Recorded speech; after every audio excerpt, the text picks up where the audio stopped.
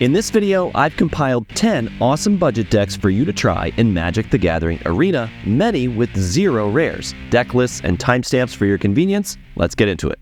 The inspiration for the deck is the new uncommon Stormclaw Rager that lets you pay 1 generic mana, sack a creature or artifact to put a counter on itself, and draw a card. We're then playing a few ways to generate cheap sack fodder, like 4 copies of Lagomos that creates a 2/1 trample haste token every turn, and 4 copies of Urbrask's Forge, the only rares in the deck. At the beginning of combat, you put an oil counter on it, and then it generates an X1 trample haste token, where X is equal to the number of counters on it. Now normally you'd have to sacrifice these tokens at the end of the turn anyway, but we're playing a bunch of ways to get value from them, like 3 copies of Annihilating Glare and 4 copies of Corrupted Conviction. We're also playing 4 copies of the new battle, Invasion of Asgul. On the front side, it lets us force our opponent to sacrifice a creature or planeswalker, but on the back side, it becomes a powerful menace creature that grows on our end step if a permanent entered a graveyard, which is most turns in this deck. We're also playing 3 Cut Down as an efficient, cheap removal spell, and 2 copies of Mirrodin Avenged that lets us destroy a creature that was dealt damage this turn and then draw a card. Since we have these tokens that we lose anyway, it looks like we're just chump attacking, but in reality we have a surprise that can take out a much bigger threat. To round out the deck, we're playing 4 Nezumi Informant that is happy to be sacrificed for value, and 4 copies of Blood Tithe Harvester, an efficient attacker that generates an artifact we can sacrifice, or can just be sacrificed itself to remove a troublesome creature. So that's the deck. Let's jump into game number 1. I think we need to mulligan. This looks a lot better. I'm gonna put back Blood Tithe. No, let's put back Invasion of Asgul. We'll keep our proactive 2-drop. If they don't play any creatures, we'll be happier that we have the Blood Tithe Harvester out. Let's go ahead and drop this. Next turn we can play Stormclaw Rager. So we're gonna 1-for-1 with a cut down. Sure.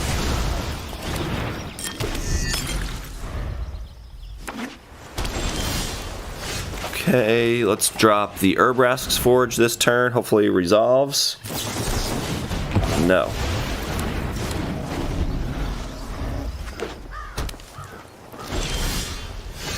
Okay.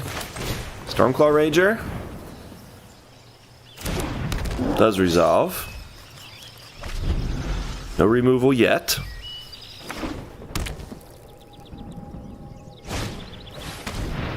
Okay, discarding a card.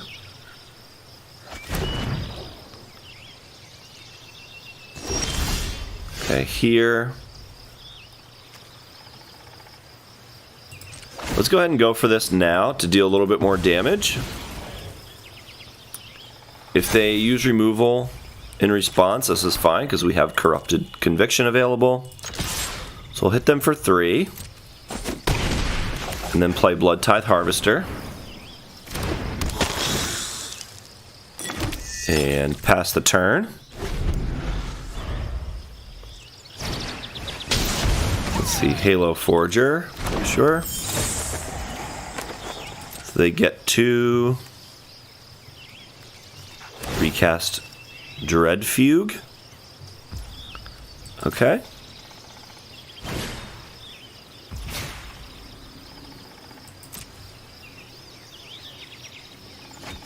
Corrupted Conviction.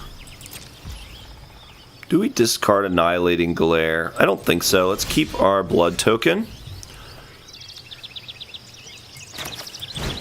Let's go ahead and sacrifice our blood token now, as this will enable a good attack here. We'll hit them for 6. And we are putting some pressure on them. See what they have available. It's a pretty good draw, I think. We will sacrifice it to probably Corrupted Conviction.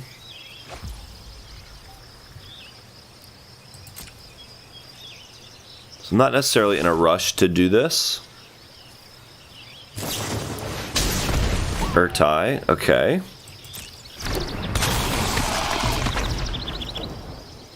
Gonna destroy that. I think I'm okay with this. We already get the card out of that. Let's see if they will trade here. Sure. And we'll just pass. We'll use Corrupted Conviction on our end step here. Okay, let's just draw 2 now.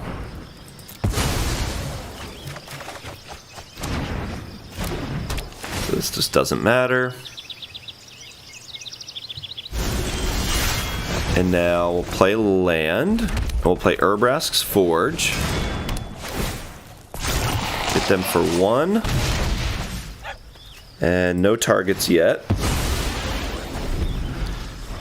This is why we're playing Mirrodin Avenge, because they do play something that blocks. We can hit them.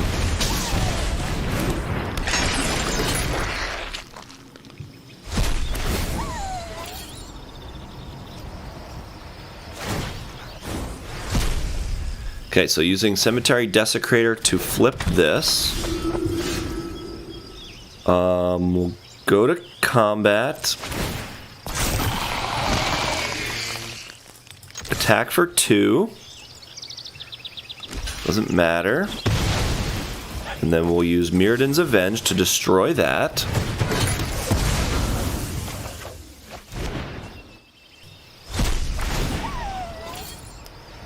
Okay, so they get to hit the Urbrask's Forge. Yeah, we're going to play Blood Tithe Harvester. And then we'll sacrifice the blood token to destroy Marchesa. And I think we're in a good spot here because they just invested a lot of resources into those 2 creatures. And that's it. Good game. Bit of a slower, more controlling hand for us, but I think this is decent. We get to just cut this down. No problem. And then turn 2, we'll decide if we want to play Informant or Blood Tithe Harvester. I think we're going to go for the Blood Tithe Harvester. If they're not playing any threats, we get the Blood token. So we can try and dig to our action. And then next turn, we can play Informant plus Glare or Cut Down. So Tyvar, they're going to bring back a Skull Dweller. We can win. And then here, we need access to our second black. We'll cut this down. Hit Tyvar for 3. Just keep that off the board. And then play Informant. We have a good turn next turn as well. We can Lagomos plus Annihilating Glare. Like if they just play a creature here, that's probably a good play for us. Bushwhack, searching for a land. And no plays. So here we have to keep our black available. So we're going to hit them for 6. And then before end of turn, we'll sacrifice the 2/1 to draw 2 cards. Awesome value there.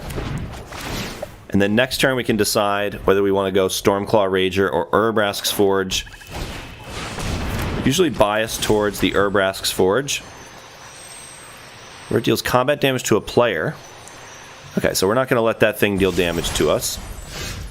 So we'll just sack the... Let's sack the blood. We can keep the Informant for now. We don't need the blood token, really. Urbrask's Forge. And off to the races. Jam. Opponent to 6.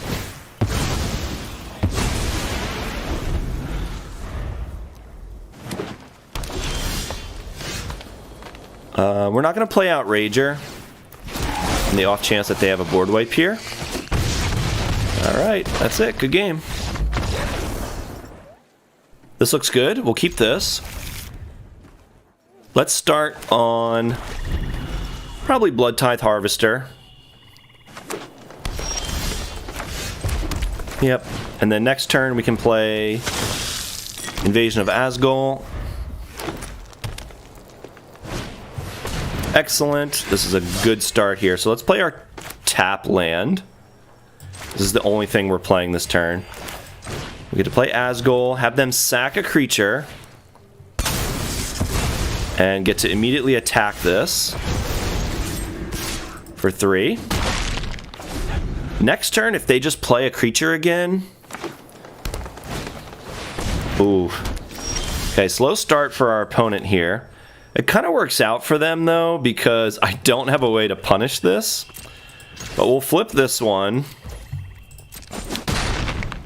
And then we get to cast this Transformed. So the even end step put a +1/+1 counter for permanent was put into a graveyard. So we're going to go ahead and use this, discard our land,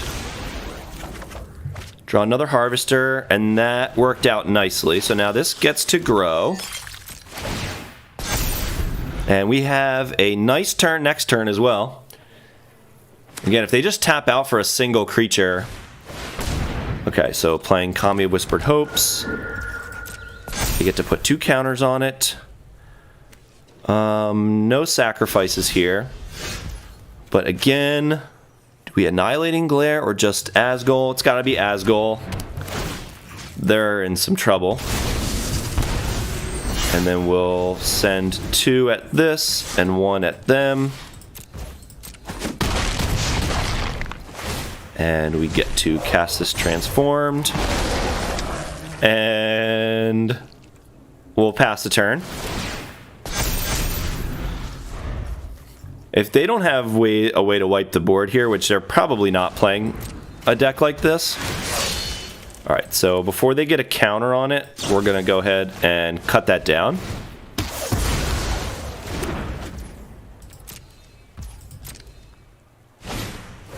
Another one. And this is only at the beginning of our end step, so no reason to do this now. We'll do this on their turn. So we'll go ahead and Annihilating Glare. That's 7, 8, 9, 10, 11, 12, 13. So not quite. So we'll hit this thing, sack this. Just mono removal here. This is working out really nicely. Go to combat.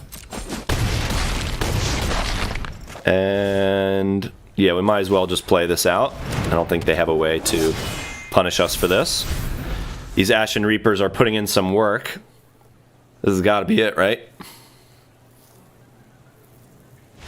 There you go. That was a nice curve. The inspiration for the deck is the new uncommon Botanical Brawler. For 2 mana, we get a 2/2 with Trample that grows whenever we put a counter on another creature. We're then playing a bunch of creatures that generate counters, like Enduring Bond Warden, a 1-mana creature with the new Backup mechanic. When it enters the battlefield, we get to put a counter on any creature, then share its ability until end of turn, which says when this creature dies, put its counters on target creature. We're also playing a few creatures with training from Crimson Vow, including 4 copies of Perish Blade Trainee and 2 copies of Torrens. Training says whenever this attacks with a creature with greater power, put a +1/+1 counter on it. The trainee, like the Bond Warden, can also put its counters on another creature when it dies, and Torrens, besides having training itself, generates 1/1 creature tokens with training whenever we cast a creature spell. To round out the creatures, we're playing 4 copies of Cankerbloom that can enable training, since it has 3 power, and can even be sacrificed to proliferate, or just blow up a powerful permanent from our opponent. And we're playing 4 copies of Jewel Thief, an efficient threat that helps us ramp,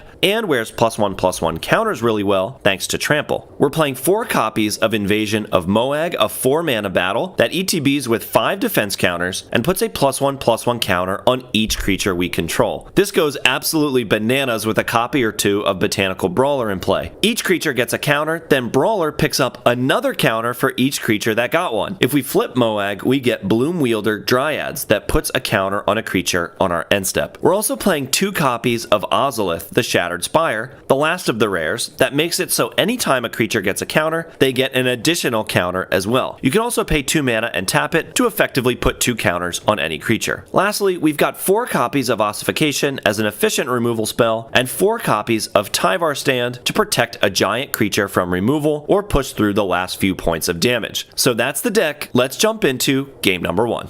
So this looks good enough to keep.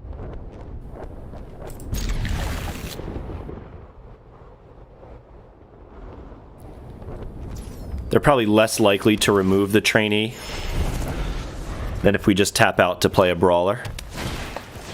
Alright, Ascendant Pack Leader.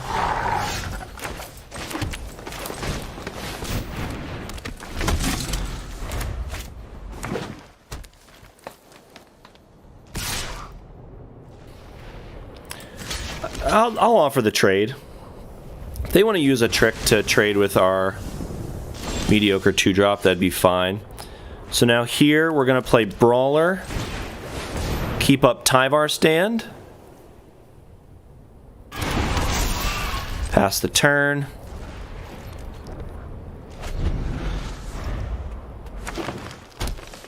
See what they have. Kami of Whispered Hopes.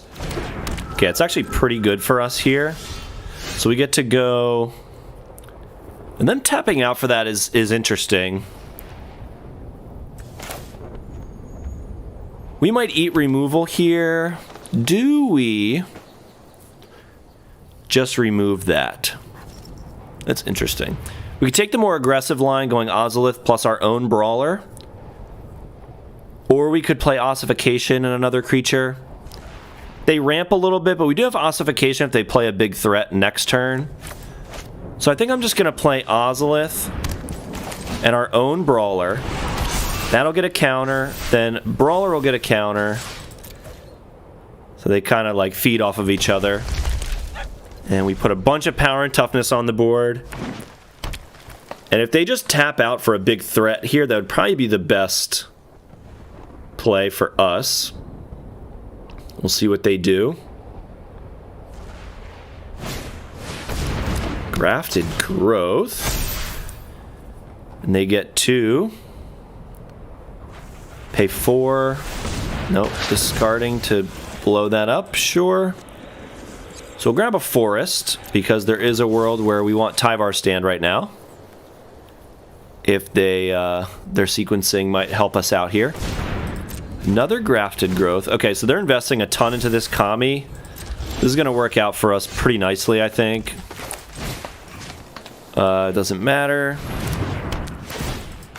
And we get to smash them for 9. No reason to play Tyvar Stand. It's not lethal.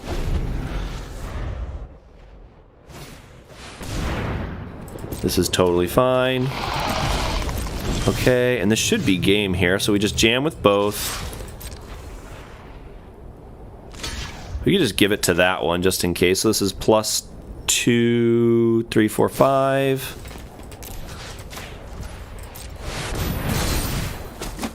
All right, there you go. This looks good.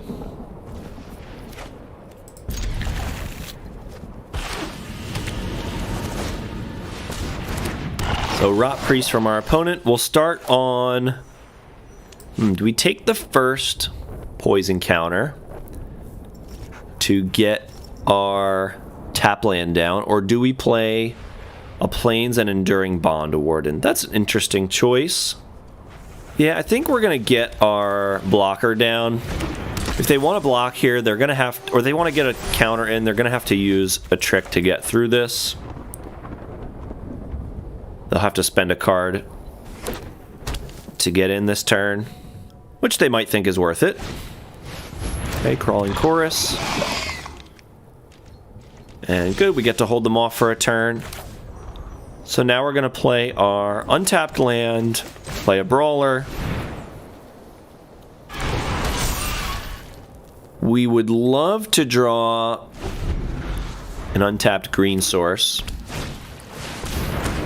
Okay, so there's a good ossification target.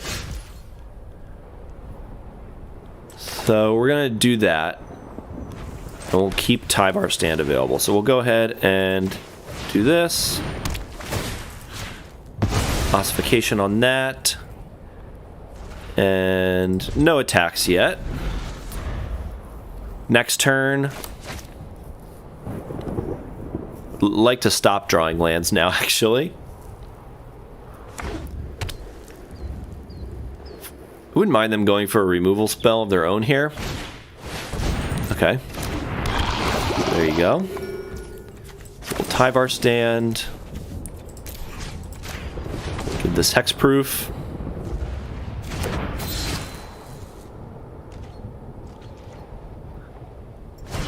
Hopefully we draw something that can start to get us through here. So yeah, we can double spell nicely. Brawler. They grow each other. Parish Blade Trainee. And no good attacks yet. So we have a couple of good draws, things that can get us through this situation. Invasion of Moag would be pretty good. Put a counter on all of our creatures. And then we can have a nice big attack next turn. Tyvar Stand would be good. An Ossification would be good. Something maybe to exile the Annex Sentry. Surprise no attack with the Skrell. That's a little interesting.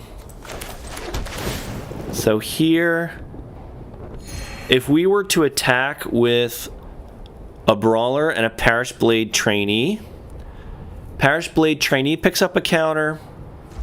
Botanical Brawler picks up a counter. I think I'd be fine trading off the Parish Blade Trainees. This cannot do us any damage yet, and then we've got the Jewel Thief coming down second main phase to block. So we're going to jam with these three. Picks up a counter. Brawlers pick up counters. Oh, I miscalculated there. I forgot they count each other too. So we get an extra counter than I realized. So just taking 10. Interesting.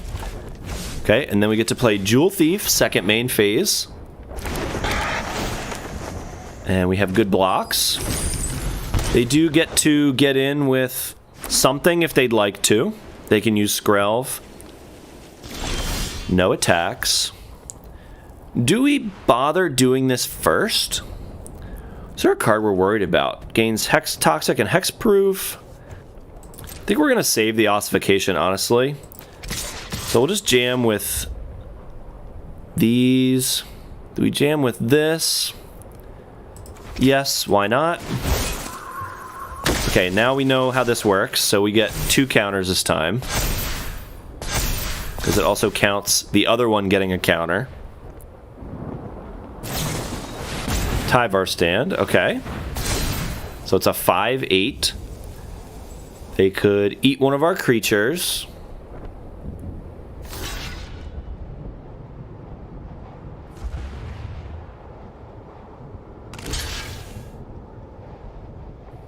Sure.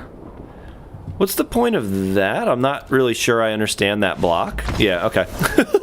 Good game. Well, let's see how this goes.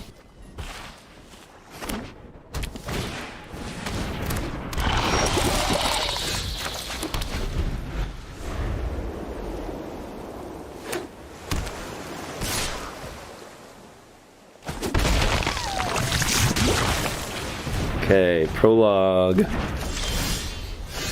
Turn 2. Let's go ahead and play Trainee.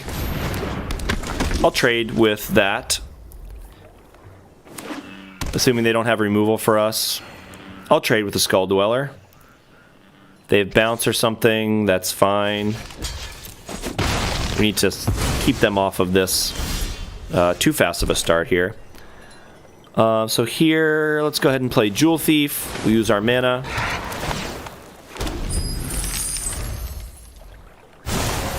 Removal spell.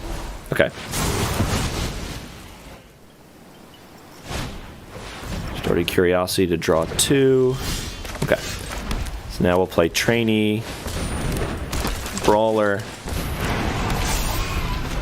and then next turn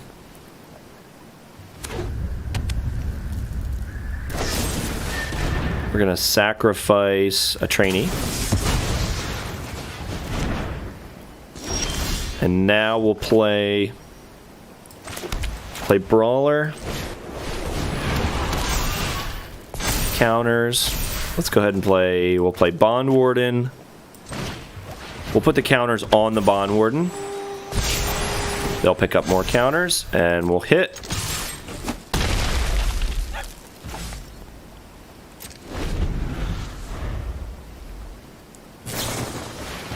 Okay, Faeries, we get a counter. Land, Blightbelly Rat, and a Skull Dweller. Okay. We have a pretty good turn here as well.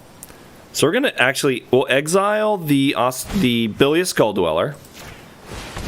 So go ahead and exile this. We'll play Invasion of Moag. We're going to have a big turn here. Get a counter on each of our creatures. Everything's going to get huge. These things get ginormous. So we're going to send one at this, both of these at them. So we're guaranteed a flip. Guaranteed a flip on the Invasion of Moag. And we are definitely racing.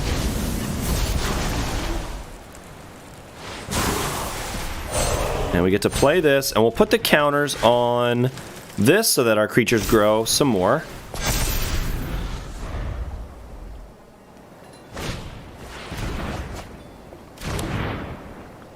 Let's see what they got. There it is. The game plan is to play tons of enchantments like Fang of Shigeki and Spirited Companion, power them out for cheap with Jukai Naturalist, all the while dropping +1/+1 counters on our other creatures thanks to Generous Visitor. After we have a bunch of enchantments in play, we have payoffs like Michiko's Reign of Truth that gives a creature +1/+1 for each enchantment we control, and Skyblessed Samurai is a 4/4 flyer that we can drop for cheap once we've built out our board. We're also playing enchantment removal in 4 copies of Ossification and 2 copies of Touch the Spirit Realm. And the 2 copies of Befriending the Moths can jump a creature in a stalled board to finish off a game. So that's the deck. Let's jump into game number 1. Looks good. We'll start with Generous Visitor. Opponent mulligans. Okay, so we'll start with our Generous Visitor.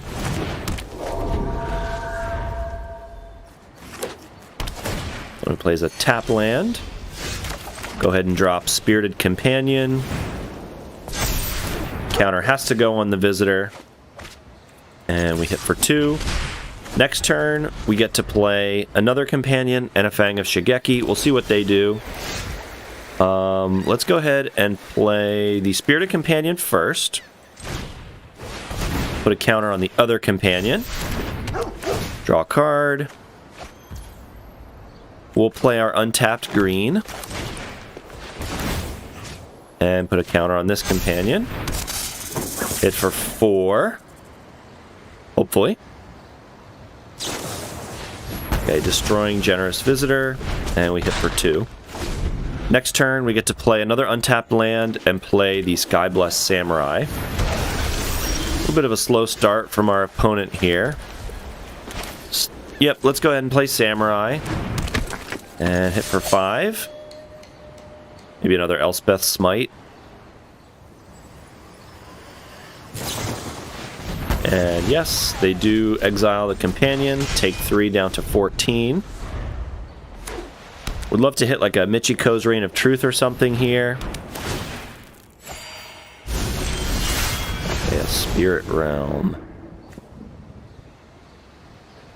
We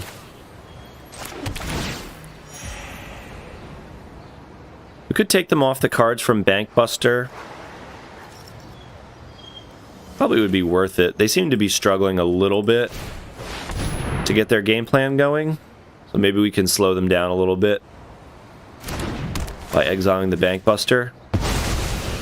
Make sure they don't get any cards off of that. I don't think there's a reason to play this Fang of Shigeki in case they're playing a board wipe. It doesn't reduce their clock at all. So here, 4, 5, 6, 7, 8, 9, 10, 11. I think we'll go for the Fang and Michiko's Reign of Truth now. And we'll put it on, I think, the Spirited Companion just to spread out the damage a little bit. If they have removal, we'll make them remove a weaker creature. I'm not overconfident. You're just under. So that worked out. You're done.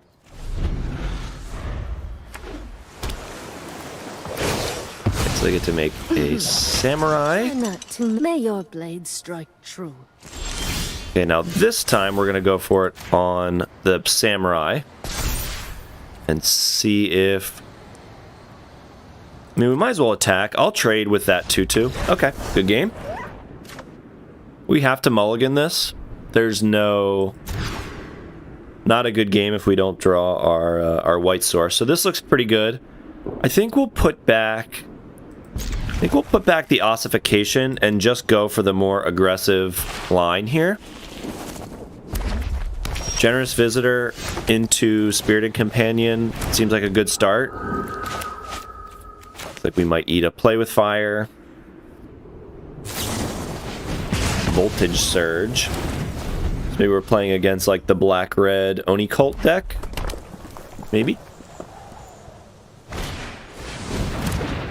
Okay, Bitter Reunion.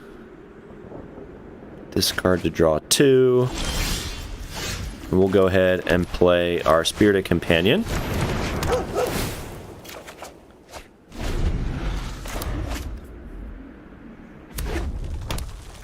Let's see what they're up to. So it looks more like mono red at this point. Okay, Fabled and Mirror Breaker.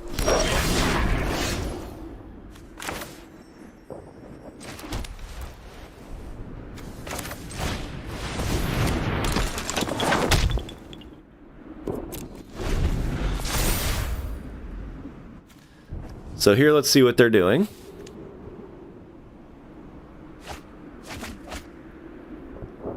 The Dragon Engine.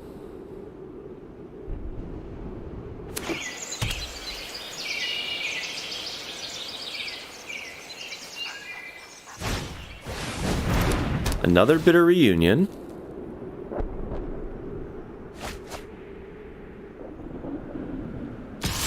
Yep, good attack from them. Correctly identifying that we are not going to be blocking. And, okay, so here we play Michiko plus Touch the Spirit Realm. I want to get rid of that 2/2. Let's say they play the Dragon Engine next turn. I'm okay with that.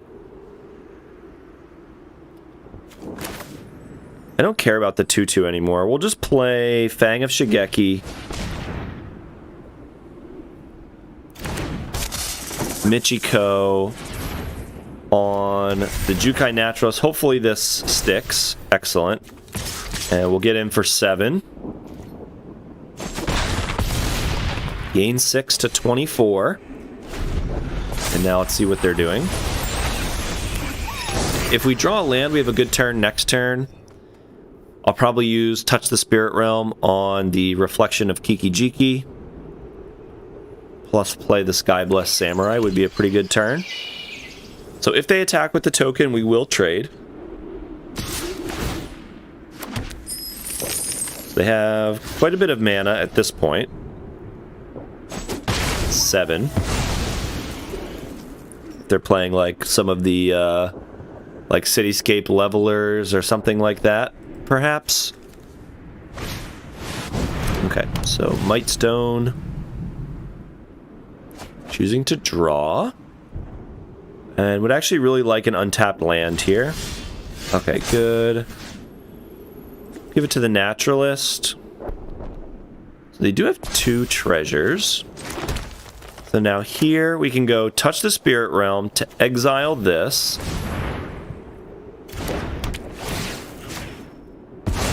And let's put Skyblessed Samurai into play before combat just so we can know we can afford it. And we get to hit them for 6.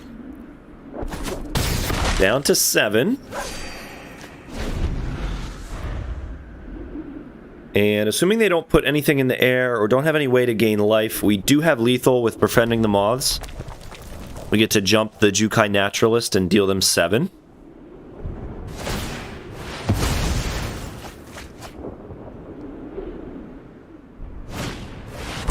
Brotherhood's End, but we do get to keep the Samurai. Let's see if they have a way to remove this now. Either debating whether to kill this thing or... Okay. Big score. What are you doing with all this mana? Okay, so Michiko's gonna flip. We'll go ahead and get down Befriending the Moths. Get in for 5. Opponent down to 2. Alright, let's see if they can go off here. It's a little scary. They have 5, 6, 7, 8, 9 mana, counting the Mightstone. Okay, Tyrant of Care Ridges. They get to shoot that for 4. Okay, so we have to draw an enchantment to be able to force Michiko through. Ooh, that was a good draw. Okay. So let's see if they can respond to this. Okay, drawing. I don't think there's any 1-mana spell that gets them out of this in the colors that they're playing.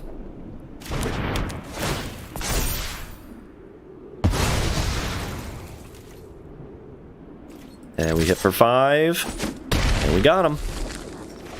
This looks solid. We want to hit our 3rd land drop. But we'll start on the tap land.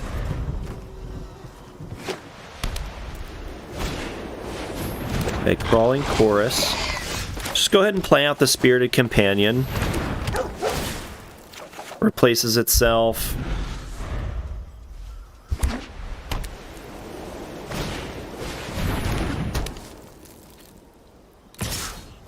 Do we trade here? I think we'll go ahead and take the trade. And then this turn we get to go Visitor plus Fang of Shigeki.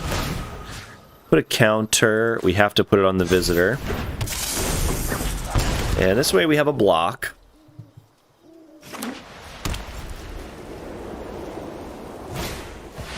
Another Skrelv's Hive.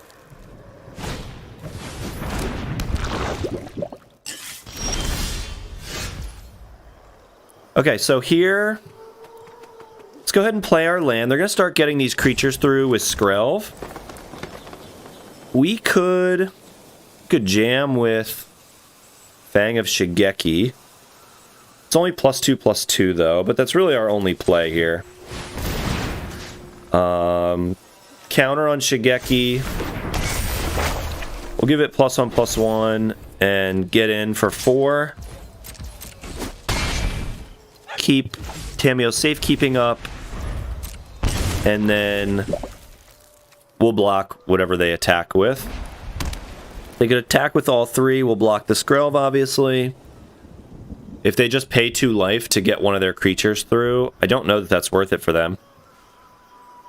These 2 Skrelv's Hives are... Okay, so that works out pretty nicely, actually. So we get to go Tamio's safekeeping. And they are... Sure, giving a creature hexproof. We'll block the one that doesn't. We take 2 poison. And we'll go ahead and do this again.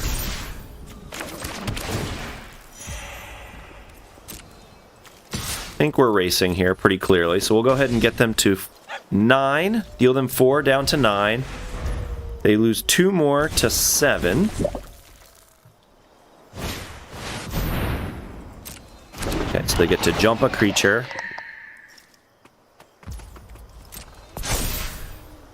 And then they can give another one hexproof.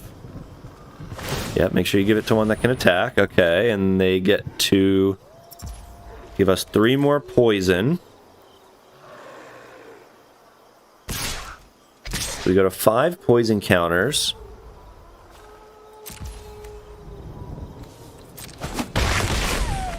They do have lifelink now, which is a little scary.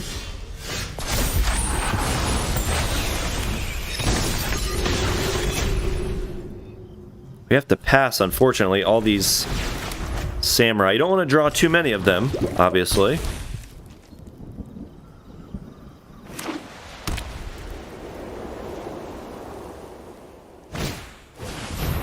Bankbuster.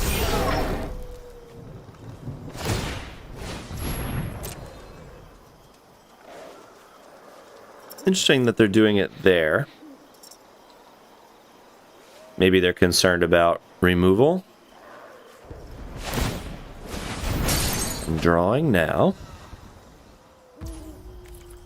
Pass to attackers. Yeah, we'll block all of these.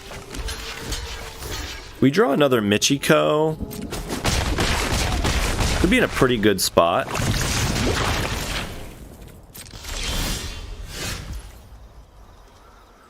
I mean, we're definitely dead next turn, so it doesn't matter.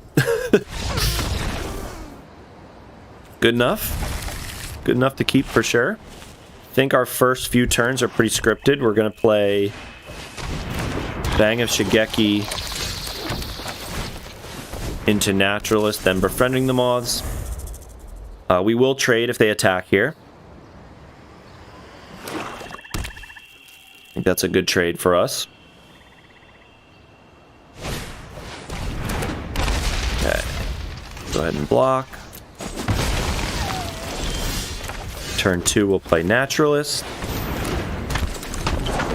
Turn 3, we could play Naturalist and Michiko. They're going to get to discard something here, though. Probably Michiko's Reign of Truth, but that's totally fine by me. Okay, so here... I think we want to get our tap land down because next turn we can play Naturalist plus Befriending the Moths in the same turn. Do it like this. We'll play our tap land, play Generous Visitor, Michiko's Reign of Truth. We'll put counters on... This gets us around Cut Down. We might regret putting the counter there instead of the Generous Visitor, but both of those are good targets for removal. I'm not sure it's necessarily right to put one in a particular spot.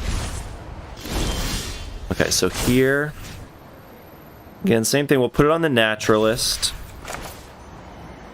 If we play Naturalist, we can also play Befriending the Moths. But I think we have an incentive to remove the Gix. So we can go ahead and we'll put a counter on Generous Visitor now. We'll remove Gix. And then we're not enabling any attacks with this right now. So we'll go ahead and play Naturalist. We'll get another counter on Generous Visitor. Again, I'm not really concerned about them killing us here. Our life total's very safe. I'd rather spread out our power and toughness. I think we have more of an incentive to do that. The opponent just passing. If we play Befriending the Moths, jumping the weaker Naturalist, we should have lethal. So we'll spread these around.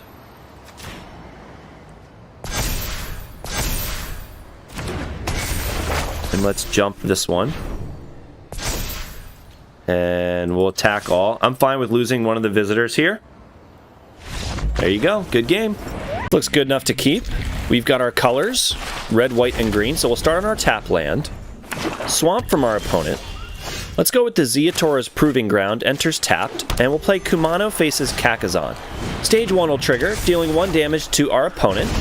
Next turn, stage 2 will trigger, letting us put a counter onto the next creature we cast, which is most likely going to be the Neshoba Brawler. Murex from our opponent, and a Reckoner Bankbuster. So for 2 mana, they can tap this to draw a card. They can also crew it for 3.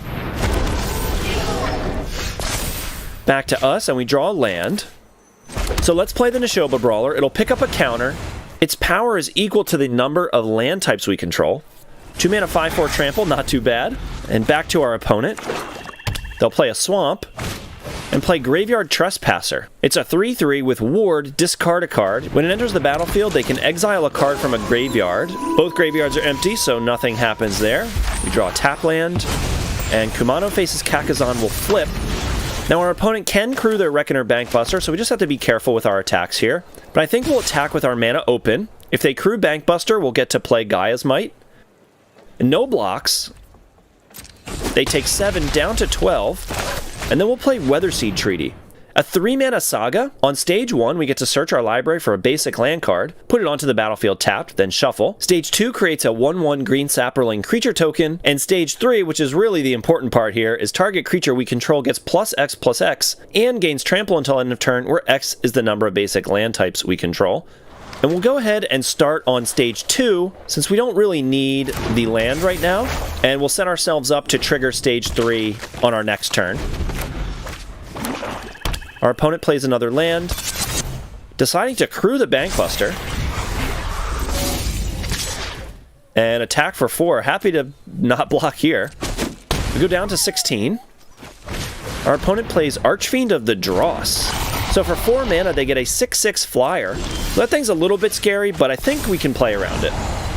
Let's go ahead and pump up the Neshoba Brawler, because this will enable an attack past the Archfiend of the Dross. Play our tap land. And I think we're just going to use our mana and drop the Fleetfoot Dancer. So they kind of have a scripted block here on the Brawler, which they take. They lose the Archfiend and they're down to 2, so opponent under a ton of pressure here. They play another land and shoulder it. Not sure that that's good enough. Pass to us and we'll draw, and the scoop. Good game. Happy to keep this as well. Before we jump into the game, if you like playing budget decks as much as I do, please consider subscribing for more, like this green-white Enchantments aggro deck with 0 rares, or this Naya Dino deck that looks to kill our opponent with a 2020 Imperiosaur. Okay, back to the game. So opponent starts with the Obscura Storefront, grabbing an island, back to us. So let's drop the Evolving Adaptive. It starts out as a 1/1, but it will grow over the course of the game as we play other creatures with greater power and toughness than it. And back to our opponent. They play a Plains and pass the turn, but they definitely have something, some instant or flash creature. We'll play a Mountain and Neshoba Brawler. So it'll just be a 2/3 for now, since we only have 2 basic land types. But it will grow the Adaptive, and we'll get to attack for 2.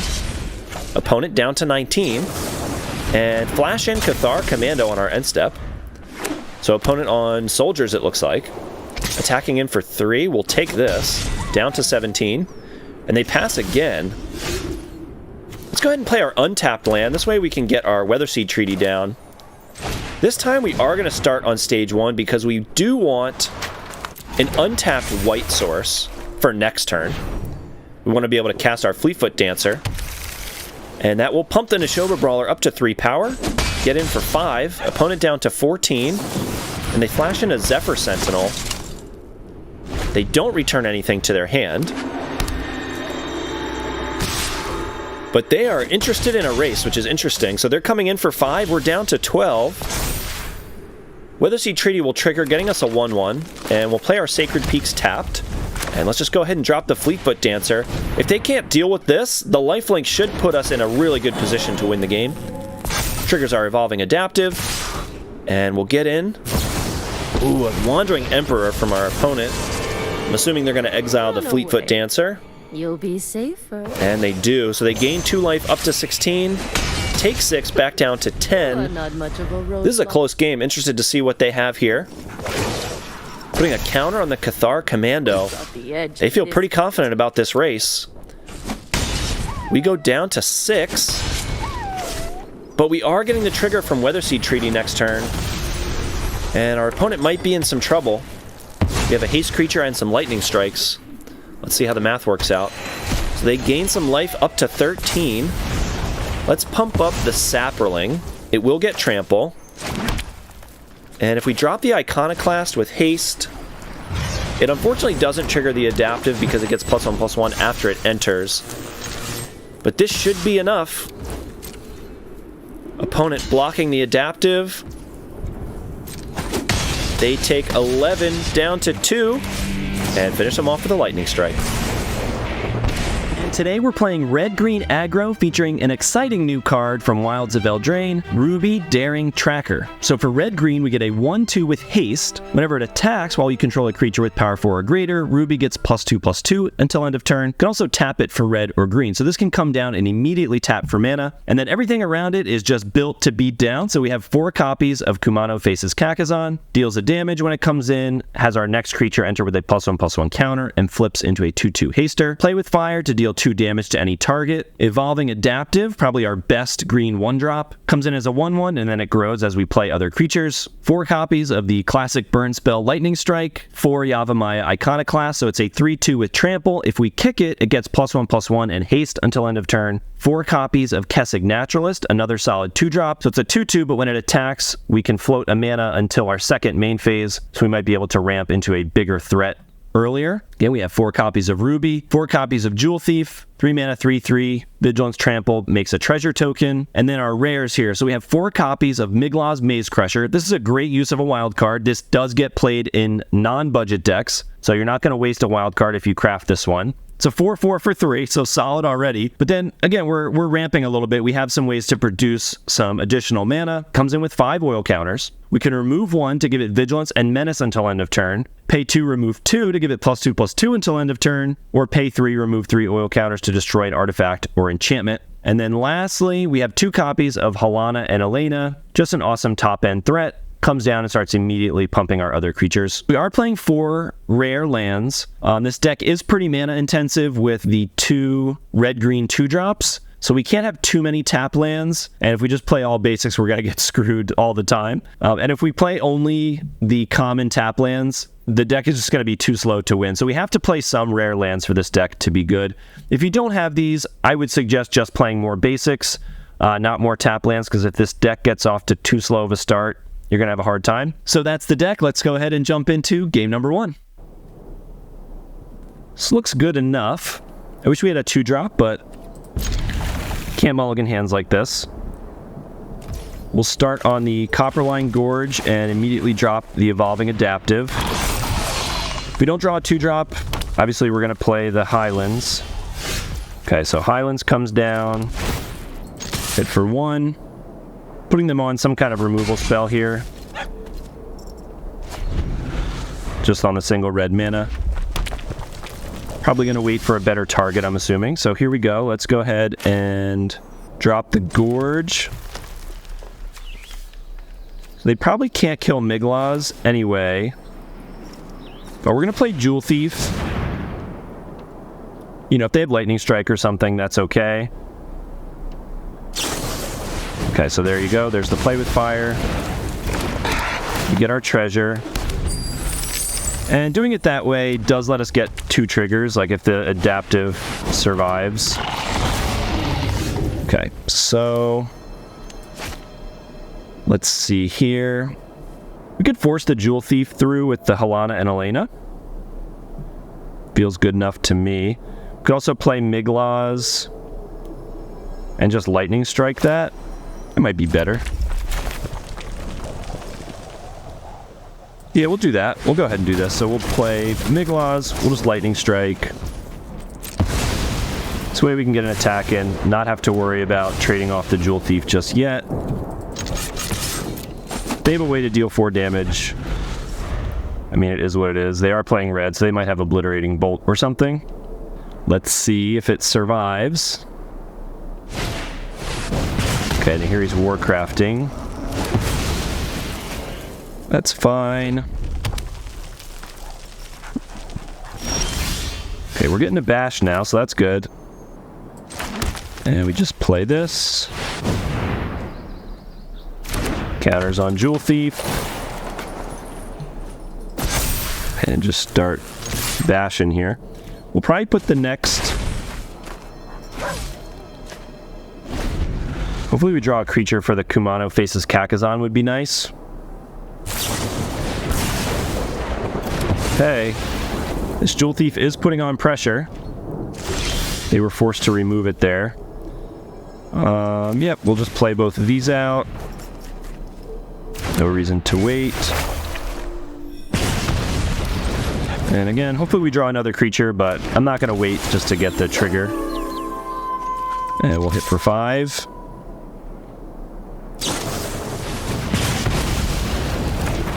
Okay, they're going to have to present some threats here soon, too. Let's see if they can remove Jewel Thief. Okay, they had it. Their life total is pretty low, though. We have lots of direct damage. I'm going to imagine that their deck doesn't really have many ways. That was a good draw. We unfortunately cannot give it haste, but we can pump it. So they shouldn't be able to remove it. And they're going to have to play another creature here. Otherwise they die. Okay, not going to be good enough. Discard their hand to draw 3.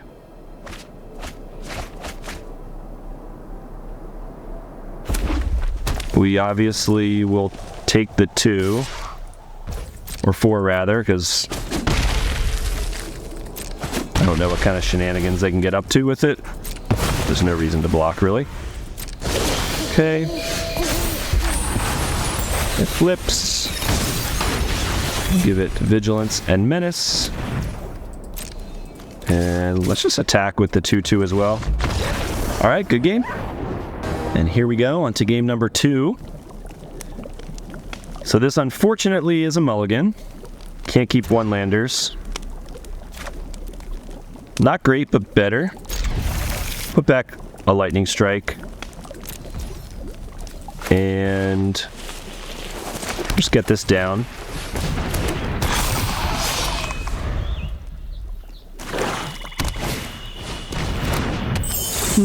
Okay, looks like we're playing against something new from Wilds of Eldraine. It's like they built something for Faeries. That's cool. Alright, so I don't really want to offer the trade here, and I feel like this isn't a great use of our Play with Fire, so unfortunately we have to pass. See why these tap lands are pretty brutal. We would have had an attack there. So I'm putting them on Spell Stutter Sprite. They have the, they're probably playing the 2-mana counter. So we need to hit our 3rd land. Okay. We can't play around a counter spell here. So we might as well... guess we could Lightning Strike on their turn. I'm imagining that they have a flash creature, though. Okay, we'll play into the counterspell. I don't know that we can play around it, really. Debating killing the adaptive, maybe? There is a 2/2 flash, but I'd be okay with trading with it. Interesting.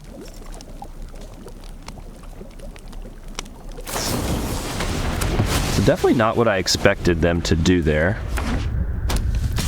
Maybe they felt using the fairy fencing would have been a little bit better. So this time we are going to play around a counter.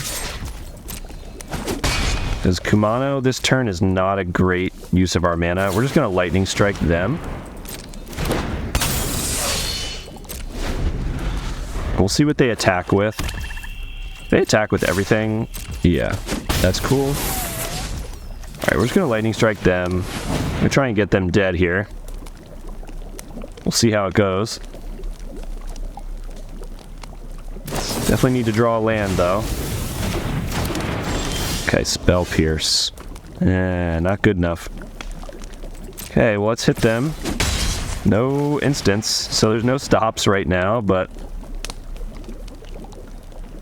let's see what they got. So there's the counter spell. I'm going to assume they have more than one. Okay, so here we go. So we'd rather them counter Jewel Thief, if they have it.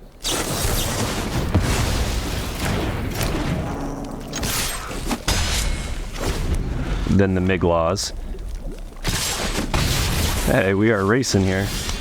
Let's hope they whiffed on the counter.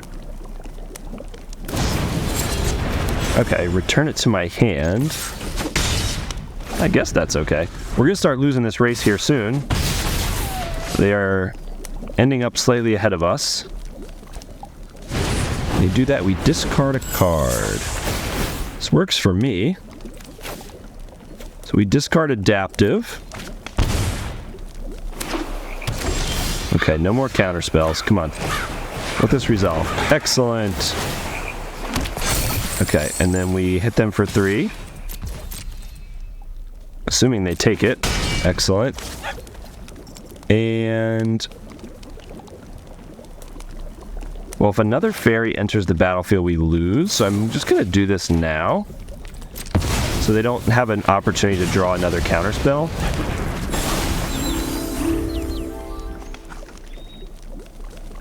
Let's see. I don't know all these cards, so I don't really know what's possible. They have a removal spell. We just lose, right? Okay, Forager. Casting the... oh, Lightning Strike. I didn't see that play. Nice. Close one. Got stuck on 3, still almost won that game. Mulligan, I think. Yeah, this is better. We'll put back an Adaptive. And we'll start here. This is power or toughness, so it does get pumped by Ruby, which is nice. And we can get an attack in immediately. And then next turn we can... we'll probably kick... yeah, we're going to kick the Iconoclast. Actually, we could play Jewel Thief and play Iconoclast. Is that better? No, we're just going to kick this. Because now when we attack with Ruby, she's going to get pumped. And they don't have blocks on anything. Okay, pretty good curve out here. Let's see if we can finish it off. Okay, making a human. And a 2/2. Alright, so... if we play Jewel Thief, we also have access to Lightning Strike this turn. Yeah, we're going to do this.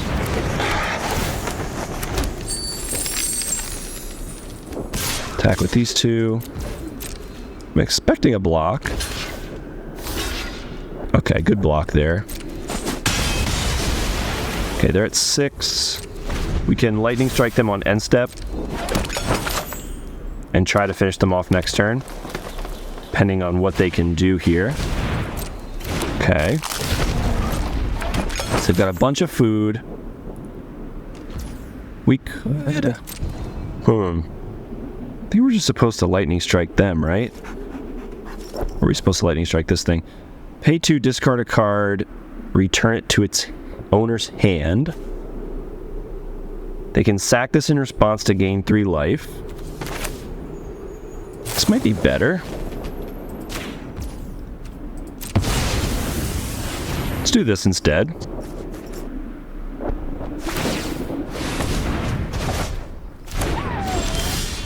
Okay, so we do get to do this. Oh no, it's legendary. Oops. So they have to block one of the 3/3s to not die.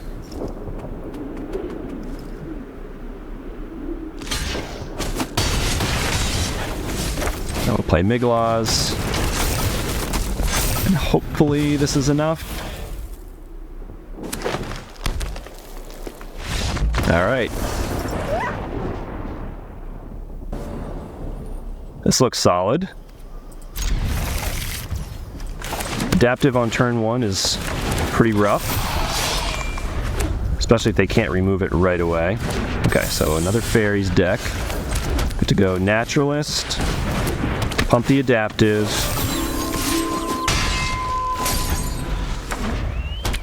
Depending on what they... hopefully they just play a creature here.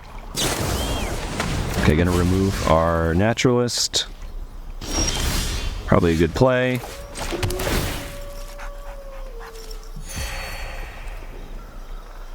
Iconoclast. I think we'll wait on that.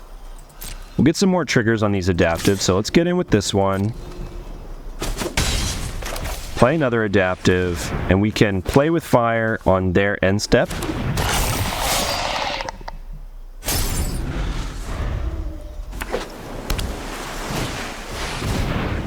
Okay.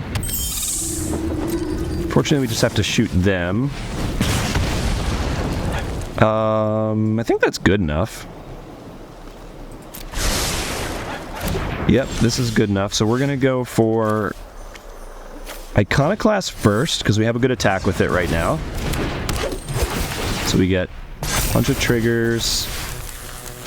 We do get to attack with everything, but they get to block a 2/2, which is fine. But they're down to 7, so we're off to a good start. Let's see what they got.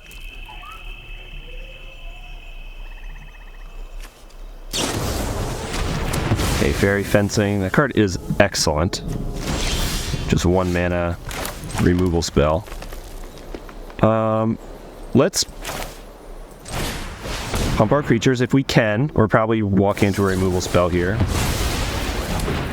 That's fine. Them down to 4. And they are in burn spell range now. Sort of. Okay, they've got an untapped Fairy. So that thing can block now.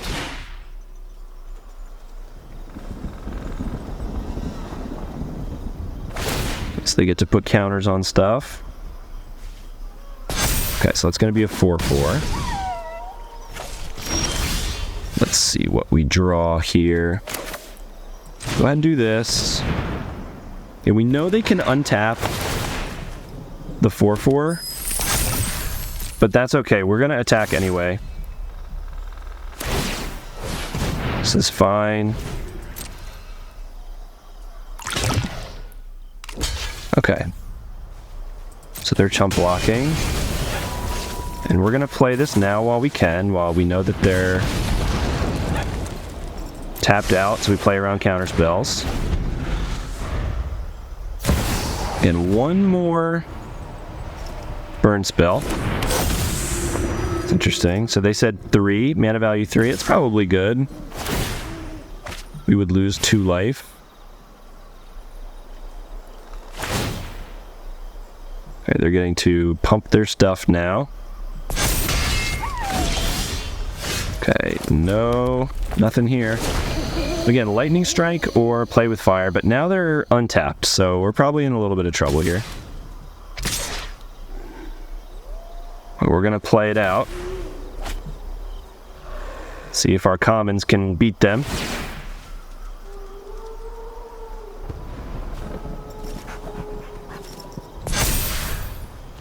Okay, we're taking 6 down to 10. Got 1 more turn.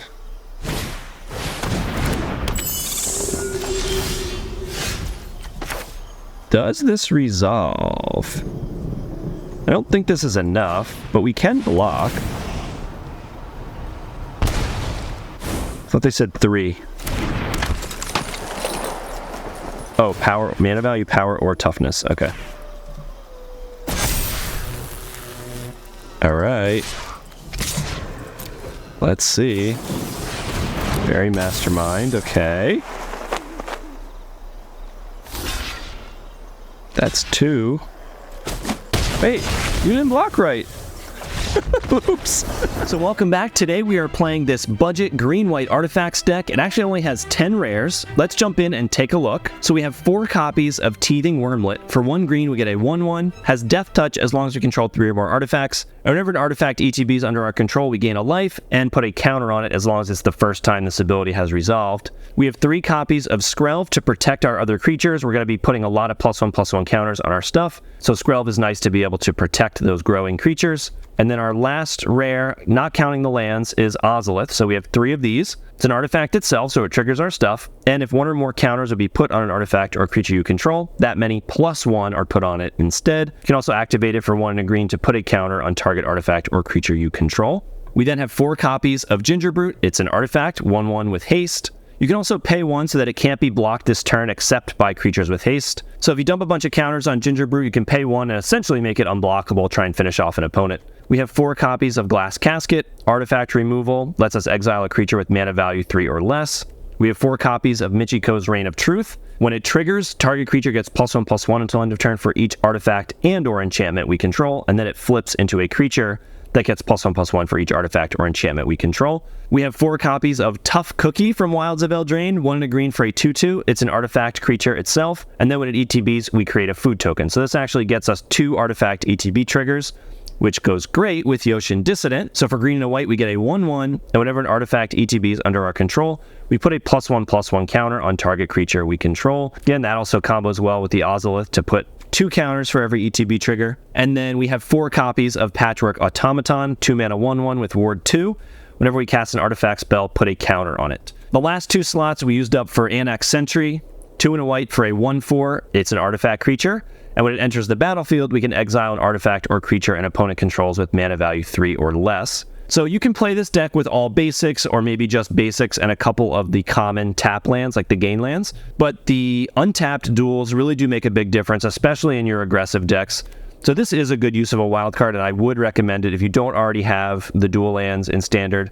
This is probably the best wild card you can spend in the game. And then we're playing 1 copy of Mirex. Good thing about this land is when it comes into play, we can tap it for 1 mana of any color the turn it comes in, so it's not going to disrupt our early game. But then it's a nice mana sink late in the game. We can pay 3 and tap it to create a 1/1 colorless Phyrexian Might, and it is an artifact, so it will trigger some of our artifact ETB stuff like Yoshin Dissident. So that's the deck. Let's go ahead and jump into game number 1. This looks good to me.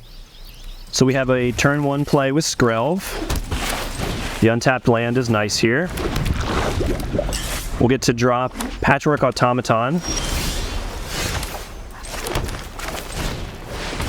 Now it does have Ward 2, so we can attack with the Might safely here. Okay, Fading Hope, that's interesting. Maybe they really needed to scry. Not the most mana efficient play from them, I don't think. I guess we drop Skrelv. And then let's just get Michiko down. It's not the most effective use of this card. There you go, we eat up a negate anyway. Hit them for 2 down to 18. We really have all the lands we need at this point. Get Gingerbrute down. So now we aren't going to attack with the Skrelv. Well, yeah, we're not going to attack with Skrelv. Not yet. Okay, we don't care about the Toxic. That's not what this deck is trying to do. We miss a point of damage there, but we've grown the Patchwork Automaton. We know they're playing Bounce. We want to not let them reset our Patchwork Automaton if we can help it. Okay, so we're going to assume that they've got some kind of protection spell here, right? So do we Glass Casket or Anax Sentry? Well, we can't double spell right now anyway. So if they give Haughty Djinn Hexproof, we still... Okay. So casting their instant while they can afford it, Haughty Djinn gives them a discount. Okay, land in the graveyard. Get to exile the Djinn. And again, we're going to keep Skrelv available. Opponent down to 9. Hopefully they just slam like a Tolarian Terror. Okay. So they can't cast a spell and trigger the Seed Shark. This might just be... We'll see. Okay, negate. So this isn't game, but we do get to... Let's see how we want to do this. 5, 6, 7, 8. Yeah, this is lethal if we just do this. So there you go. Exile the Seed Shark. Hit for 9. Good game. On to the next one. Good enough, for sure. Get to start on an untapped land. And we will probably lead on Automaton, since it can dodge removal.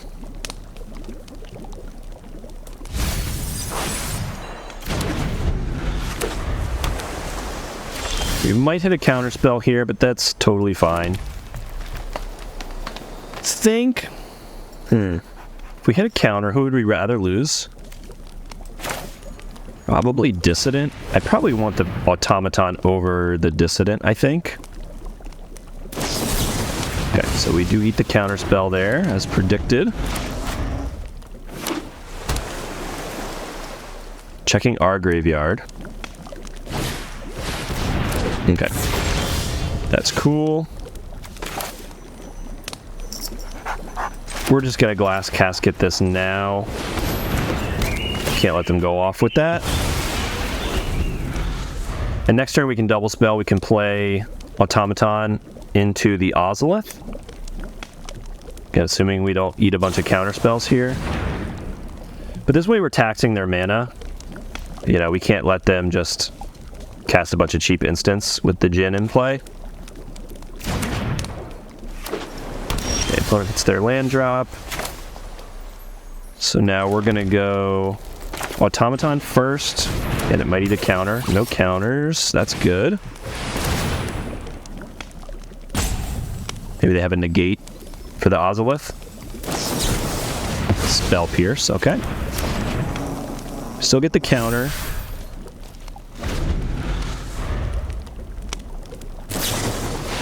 Okay, Thirst for Discovery. Digging for a land drop, I'm assuming.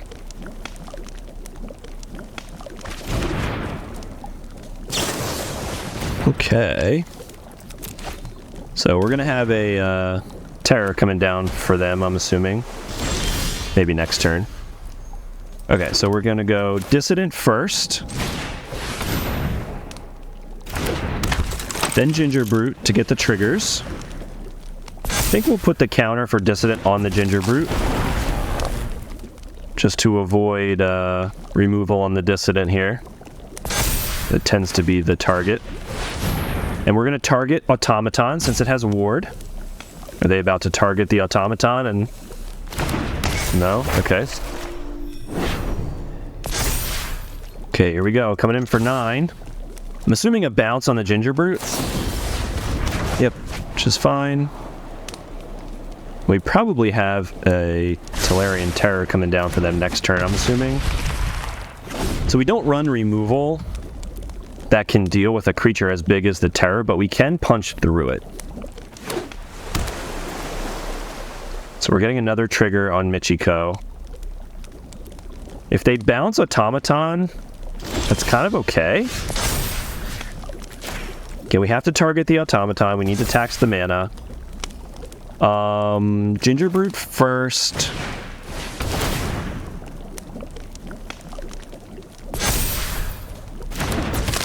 Counter on Ginger Brute. We're just going to spread them around. I think they have more bounce. So we need to try to play around it if we can. Because they can pay the ward for that now. Yeah.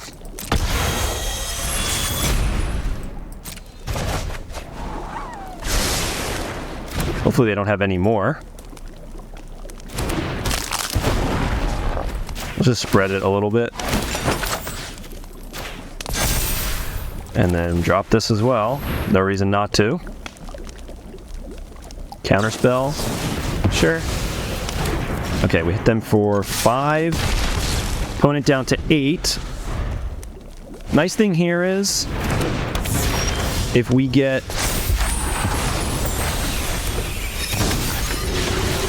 Now that we're stuck at just top decking, we can start doing this.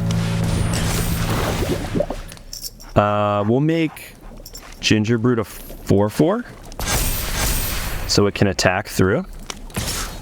They probably don't want this block. Do we attack with Dissident? No, I don't think so. Okay, so if they can't remove Ginger Brute, they die next turn, because we can make it unblockable. And then deal them 4. Excellent. Good game. This looks good. We're going to go Wormlet first into Automaton. It's nice to get Skrelv down first, but I get kind of greedy with the artifact triggers, because that's really how this deck wins, is you just drop these creatures super early and just grow them as quickly as you can. Because really you need Skrelv to come down on the first turn to start protecting your stuff. But if we do that, we don't get to go... I'm going to do Automaton now. Because if they can't remove these early creatures, you just kind of run away with the game.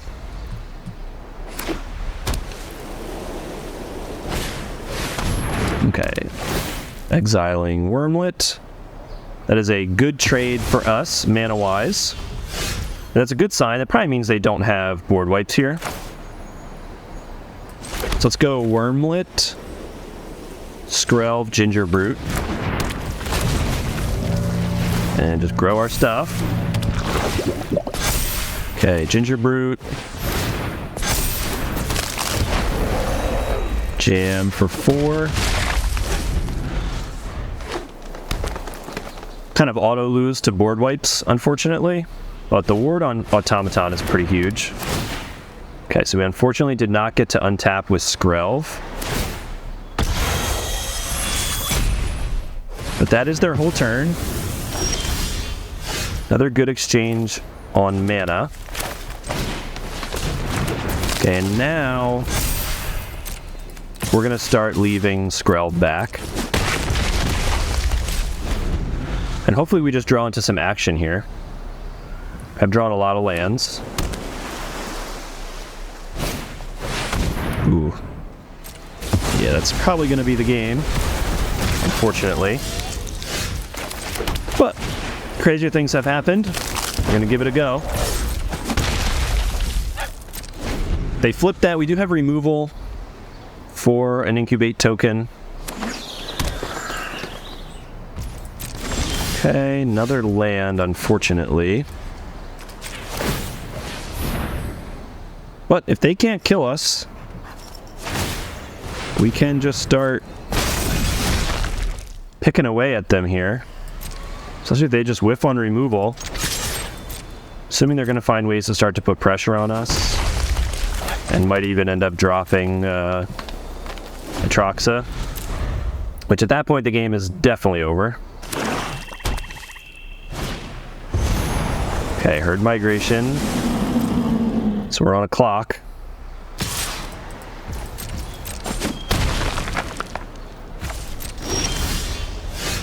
Okay. It's not bad.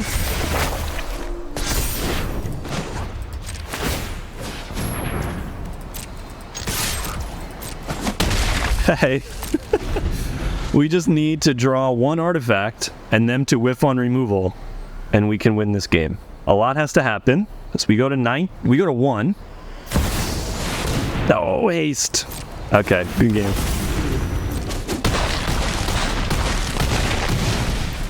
Almost still snuck a win out of that one. That was close. A little risky if we don't hit green, but I think I'm actually going to keep this.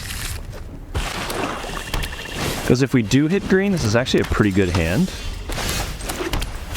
I'll offer a trade with the sleeper if they want it.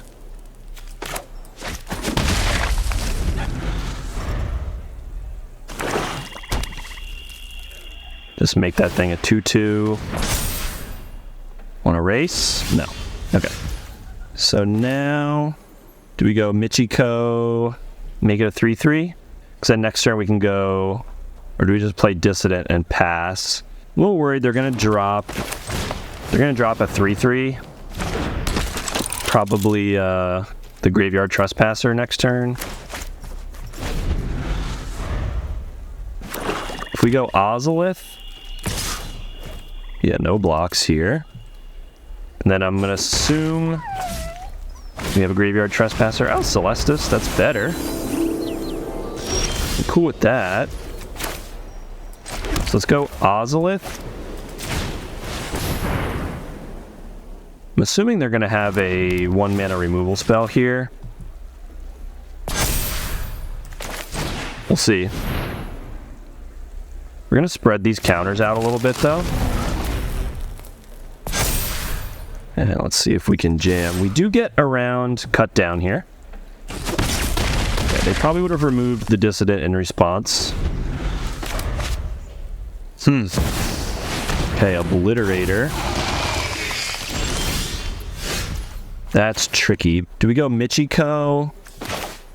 Yeah, let's go Michiko. Hit a Ginger Brute. We just go can't be blocked. Can't be blocked. Hit for 10. And if they can't remove these, we're in good shape. If they have a fight spell, we're going to be really sad. We'll just sack all of our lands, though, because we have lethal on board.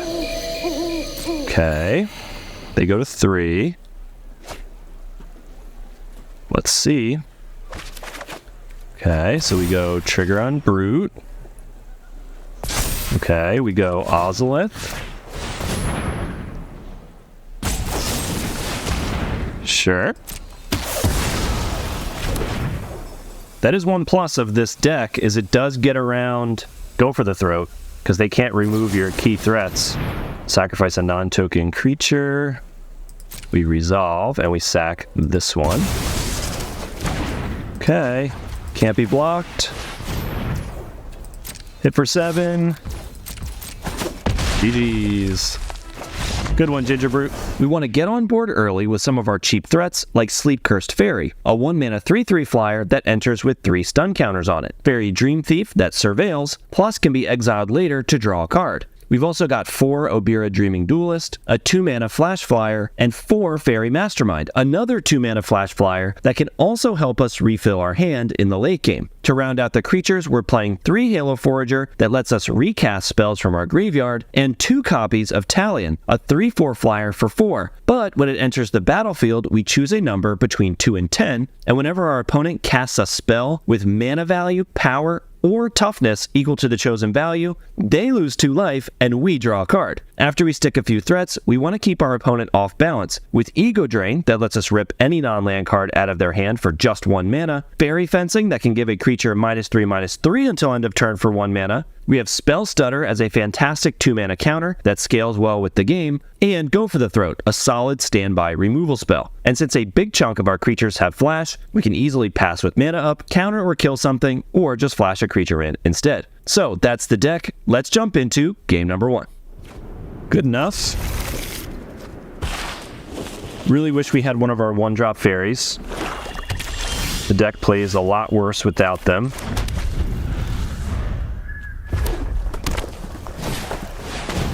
Okay, Blightbelly Rat. We'll just get our tap lands down. We'll pass the turn. Black-red, they're probably just playing like some version of the Rats deck.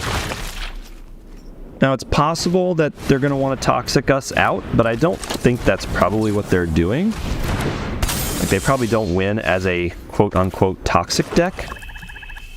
Do we just kill this thing now? Probably, right?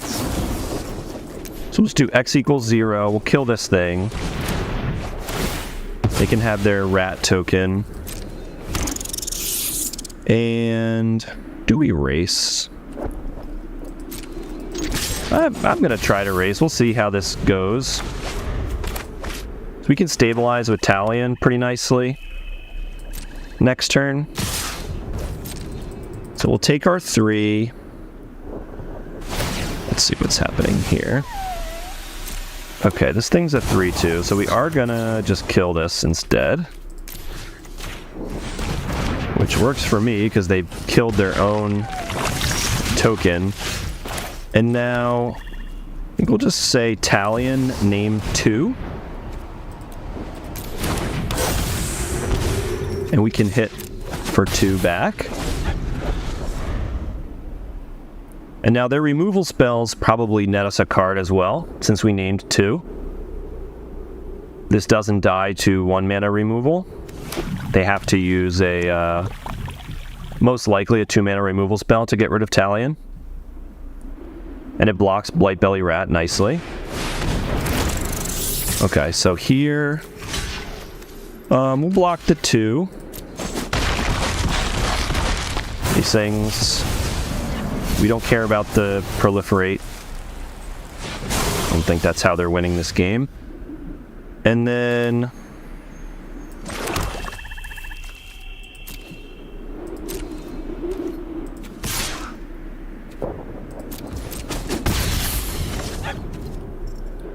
nah, we'll just do this now. Why not?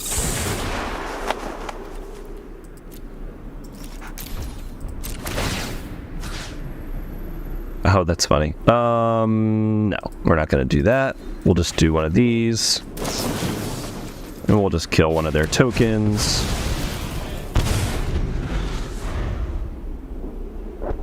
They need to find ways to pump these. Amazing. Okay, we'll take 2 more.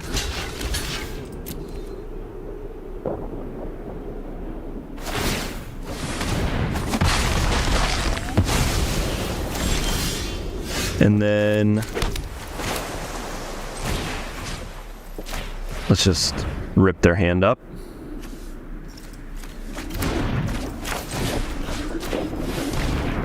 Pretty nice there. And we'll block the Totentans with Halo Forager if they attack with it.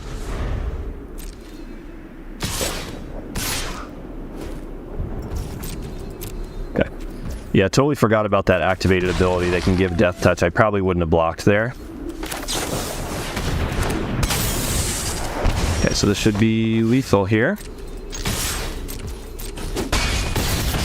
Alright, so we didn't get punished for missing the Death Touch ability there. This looks good.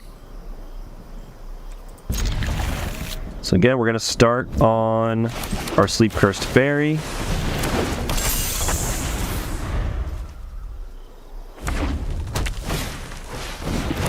Hey, Ginger Brute. Okay, so let's play our Dark Slick Shore so it comes in untapped and we'll pass the turn.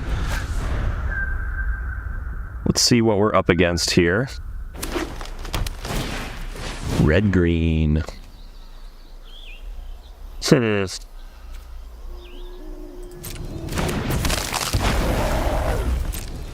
Let's take our 2. We could Fairy Fencing on their end step. Sure, you can do that. Not really sure what their payoff is going to be. We just played a deck like this, but ours was green-white. And you pay off with all the artifact ETB stuff. So we'll see what their payoffs are. Okay, and we pass the turn. We have Fairy Fencing and Spell Stutter. Yeah, good enough to counter, I think. So there's some of the green stuff. More artifacts. Sure, that's fine. I think we're probably just going to Fairy Fencing this Ginger Brute again. Right? Yeah, I mean, we can get him back with the Halo Forager. And this just buys us time. Not doing anything else, so we might as well do this. Just start getting in with the Fairy. No problem. Kill this. They can gain life, but that's not really a good use of their turn, necessarily. And we do have a block. If we just untap. Okay, making it a 4/4.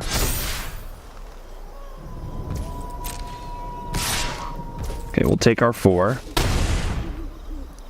Our Fairy does hold back their Tough Cookie. I'm just making a bunch of food tokens. Okay, got some action, so that's nice. So we're gonna erase them. We may just draw with the Fairy Mastermind. Might be a better use of our mana on their end step to try to hit some removal. They're spending just so much of their turn.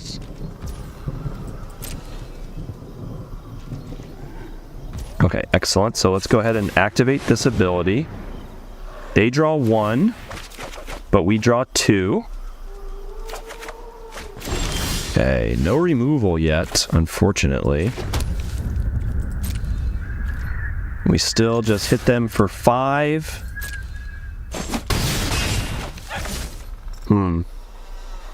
We could present a lot of damage, but I like that the Sleep Cursed Fairy is holding them back right now. So cycling a Candy Trail is fine. They make a food token.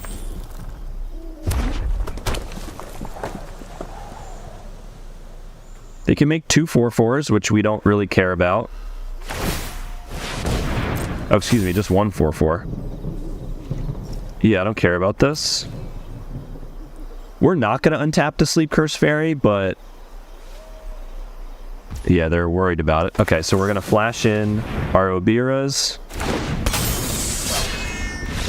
And the Scoop. Okay. This looks good.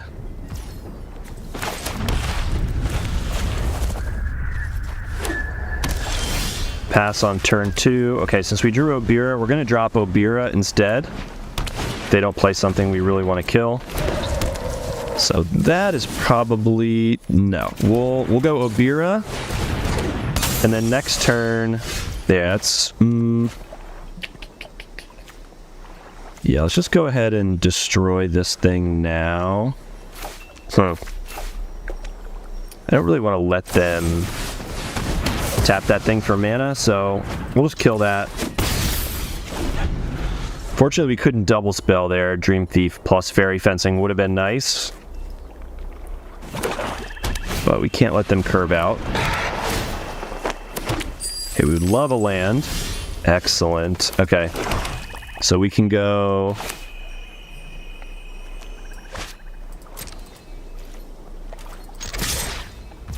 just get in. Let's pass the turn. We're probably just going to kill that Jewel Thief before combat. But... no reason to give them an opportunity to try to, like, pump it or something. Okay. +1/+1 counter. Should we just do this again? Nah. They miss the damage. They do get another treasure. And we'll flash in Mastermind. I don't want to take us off our curve by playing another removal spell in response. So yeah, even if we had used the Fairy Fencing, they still had the treasure to use the Undying Malice anyway. Okay, down to 11. We get to play Dream Thief and keep up our spells. Lands in the graveyard. Okay. In a pretty good spot here.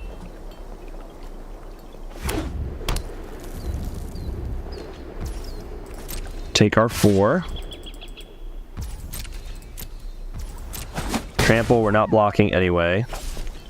Yeah, there's a possibility of chump blocking with Fairy Dream Thief. Okay. -3/-3. Sure.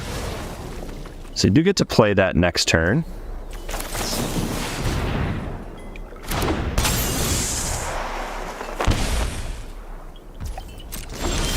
We are putting them under some pressure. 3, 4, 5, 6, 7.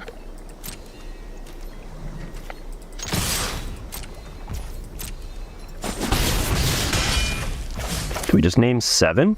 So it's like a guaranteed Draw, or do we name 2 because that's removal? At the beginning of your upkeep, put a creature from a graveyard. I think we just say... I think I'm just going to say 2. Especially if they have a removal spell right now. But I'm assuming they're just going to slam this Virtue. I mean, they can't really, right? Because they die. So they can't tap out for that. Can we take our 4? Whatever. Board wipes would be sad here. Gruff triplets. Okay.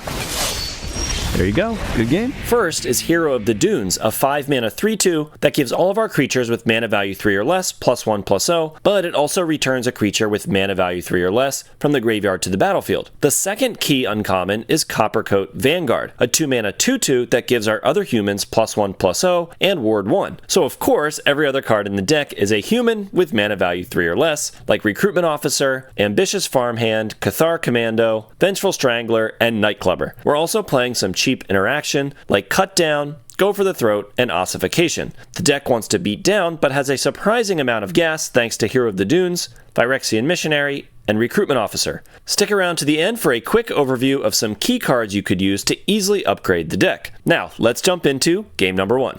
This looks like a nice opening hand to me. We'll keep 7. Start on black, in case our opponent has an early threat. Scratch that. We're going to play Recruitment Officer first.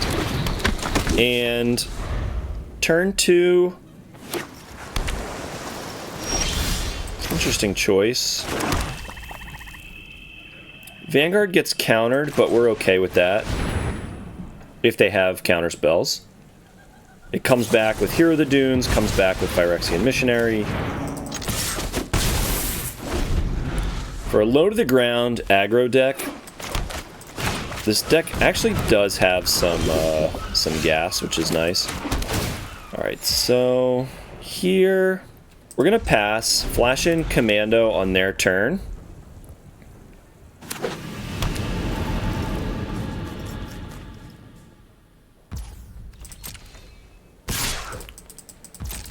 Take our hit.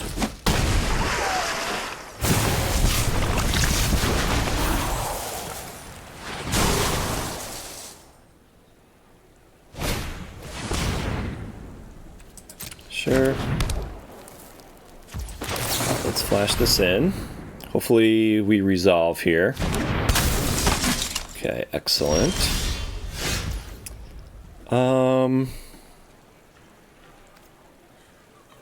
Let's hit for 5.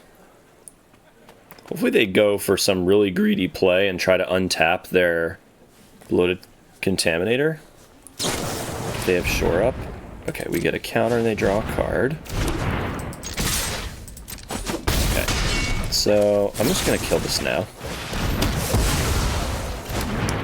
Unfortunately, Arena Stops kind of let me cheat a little bit there because I knew they didn't have an instant. Because normally this deck they're playing will have ways to protect a creature like that for 1 blue or 1 green. Okay, Prologue, trying to poison us out here. We're in a pretty good position to race.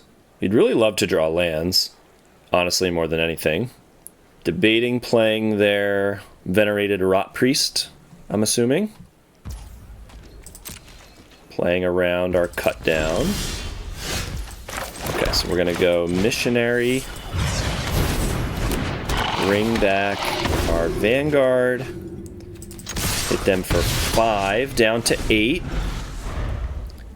We are at 4 counters, though, and this deck can drop poison counters like crazy once they get going.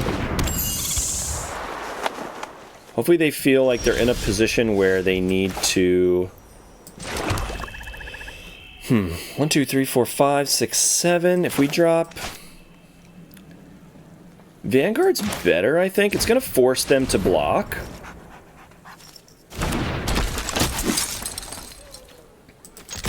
And if they go for a trick in response to the block, we can cut down.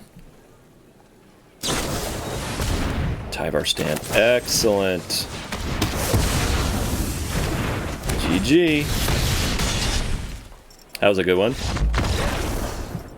This looks nice. Definitely keeping this. And we're on the play, which is always great when you're playing a deck like this. So we're going to go for Recruitment Officer first. Turn 2 Vanguard. If they don't have instant speed removal, we just get in. No problem. Hit them for 2. We do. Opters you control have haste. This is probably their engine card, right? I don't really know, honestly. But I'm going to assume that this card is really important to their deck and just attack for 2. Then next turn we can double spell. Okay, this thing cannot block. That can. Do we attack with the Recruitment Officer? Okay, we have lots of ways to get creatures back. They're probably trying to aggro us out, so I'm going to go for it. Yeah, this is fine. And then we'll go like this. Leave a block on their 2-power creatures. We'll get back Vanguard. If they don't have removal for the Missionary, I think this puts us in a pretty good position. Okay, they missed the land. Excellent. So now we can go Vanguard, hit for 3 because they can't block. And now this taxes them quite a bit. And now we're gaining life, and we're going to flash in the commando on their end step so they don't know about it. Okay, Lightning Strike. And paying the ward. Okay. Happy to take 4 here. I think we're in a position to race. And, oh my god, what a draw. Get to go for, let's do the Missionary for the lifelink. Hit for 8. Good game. That was a nice curve. Yeah, I mean, we're missing black, but this isn't a hand you mulligan. Okay, opponent mulligan twice. We'll drop the Knight first. Okay, Monastery Swift Spear. So let's go ahead and drop the Knight. We won't block on this first turn. We're not going to play into their prowess. Okay, here. Go ahead and play our tap land. They might have... Yeah, if they have the, like a play with fire right now. Okay, they don't have any instants. It seemed like they didn't have any instants. Maybe they just drew that one. And now, okay, we have a double spell here. Do we ossification the Swift Spear? I think so. Not doing anything else with the mana this turn.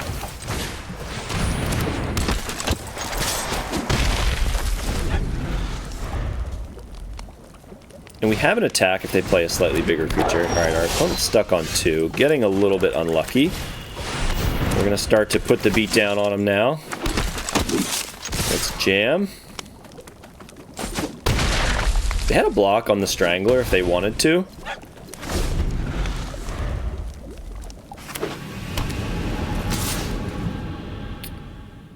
No block, not too concerned about whatever this is. Yep. Can you kill me? I mean, that would be so cool. Wow. Putting out a lot of damage, not quite. That was scary for a second.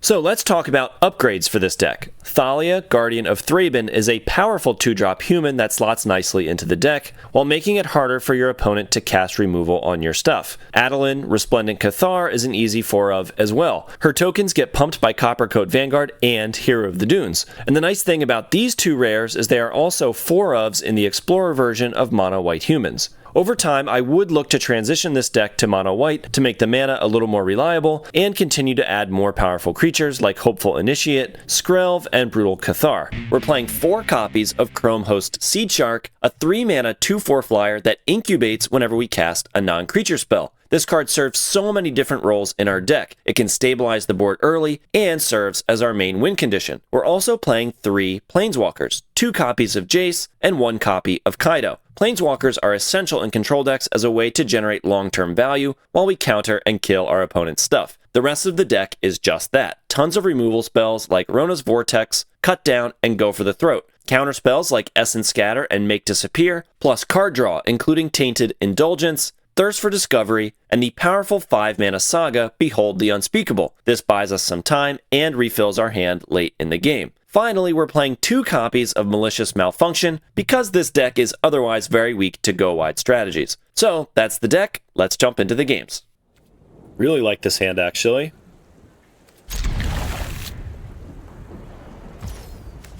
We'll start on the tap land, pass on turn 2 with our interaction or draw. Opponent is on Faeries. So it is definitely tempting to make them sacrifice that,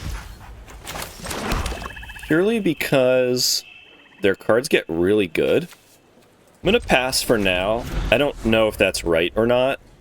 It's a pretty bad card to waste a removal spell on because they could just exile it to draw later. But if they just go Ego Drain on me right now, I'm going to be a little bit sad. A couple of their cards are dead against us, which is nice. The Fairy Fencings are not good if they're playing those. Let's see. Okay, so we're going to draw. They have flash threats. Let's discard tap land. And here we try to stick the Jace. That's interesting. I think I'd rather lose Jace to the counterspell. Actually, no, I'd rather lose Seed Shark to the counterspell. They have other ways to deal with the Seed Shark. If we can fight through a counterspell to stick our Jace, it's probably going to be harder for them to remove that than our Seed Shark. Seed Shark dies to a bunch of their removal spells if they're playing them. So they choose to flash in a 2/2. Okay, so there's the Fairy Fencing. Another Dream Thief. We would love one of our Malicious Malfunctions, would be fantastic right now. So we can just play out Jace, tick him up.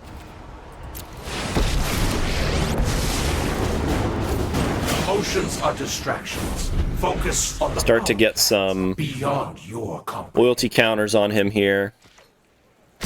Okay, they're sending everything at Jace, so that's good. He's buying us some time. Important. And we really, really want to draw into our Malicious Malfunction here. So we're gonna...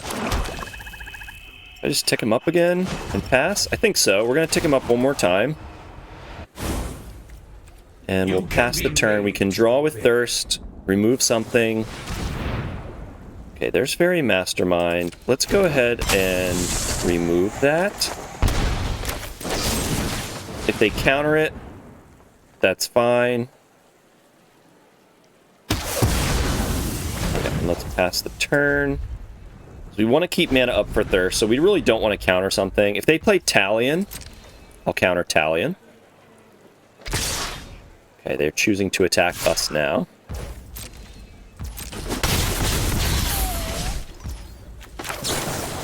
Draw. Tie. Okay. Come on, Malfunction. Would be amazing here. Victory is an illusion. Yes. Okay, so we're going to discard Tap Land. Actually, let's discard Make Disappear and Edict. Yeah, because we want to hit a land drop. Okay, no untapped land. This might get a scoop. So good. Alright. Now hopefully they just try to play Talia. Nope, nothing there. We get to go Seed Shark. Hold up our counterspell. Okay, I'm gonna... Do I do this? To get a 2/2 on the board? They could probably play around it anyway. If they drop Italian, I'm gonna be really sad. Alright. You got me. I can't... I don't want to pass with...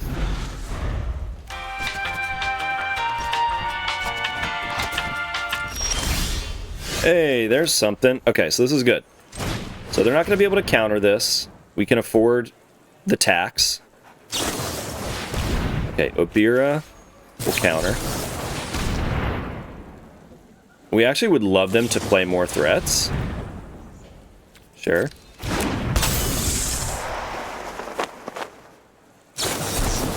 So we can cut down. Yeah, we kill this in response, and then we pay the 3. Okay. They only have 1 mana. Their counter spells are 2. They have a spell pierce. I'm so sad. Ooh. Come on. Yes. Alright, we resolve. Okay, so now we're in a pretty good spot. I think enters an after your draw step. So we can kill this thing because we want to draw more cards. So we're going to empty our hand. We go to draw. We have 4 or less. So we should just get to draw 4 cards. Excellent. Okay. Play a land. Should be able to resolve Jace here. We'll pay the full. We have so much mana now. Okay, exiling the fairy. And we will... We're not... Put him down to 3. Well, we can protect him, so we're going to mill them. No secret escapes my grasp. And pass the turn. No problem. Okay, once. Let's go ahead and make them sacrifice. Let's go. That was a great game. This looks solid. Play the tap land. Odds that we feel the pressure to bounce something on turn 1 is unlikely. And then pass with counters up. We will counter anything they play. Playing mono red artifacts.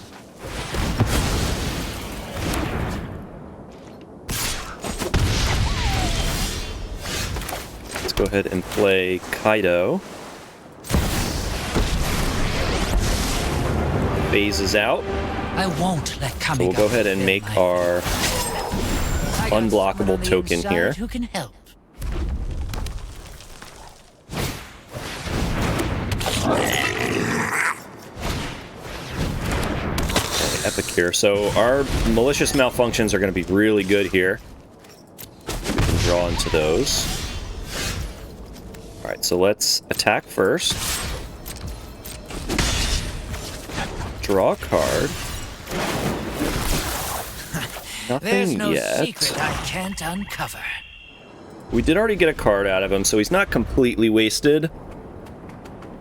We really wanted to hit one of our malfunctions. We only have 2 in the deck, so it's not unsurprising we haven't drawn into one yet.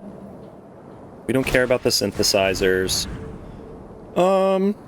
That's good enough. They're tapped out now. They're tapped out of red. So deny them of some gas here.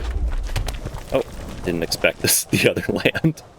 So we're going to take a little bit of damage here in exchange for getting to draw more cards. Okay. They're going to sack. They are. Sending some at us. We're really making sure that Kaido's dead. So we'll let that happen. And we're gonna draw. I'll try again later. No luck on that. Let's discard one of these. There it is. Okay. Nice. Alright. So, we missed a point of damage, actually, by not attacking, but that's okay. They get to start pecking at us with the Ronin again. So we're not out of the woods yet. For sure. We're not out of the woods yet. What would we like to draw here? Probably just another malfunction.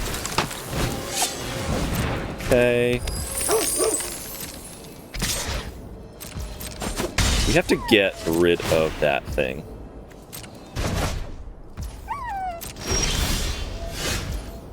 So we have to just pass.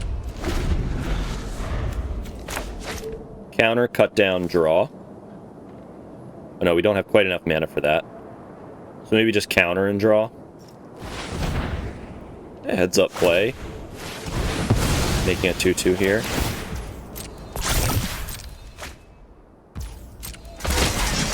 Doesn't have haste. Okay, so we gotta counter this. Can't let them do that every turn. We are going to take a little bit more damage to be able to draw cards.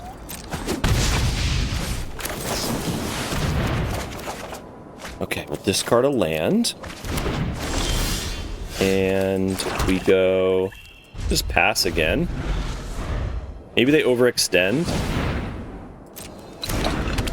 Okay, so does this have haste? We could make them... Okay. Alright.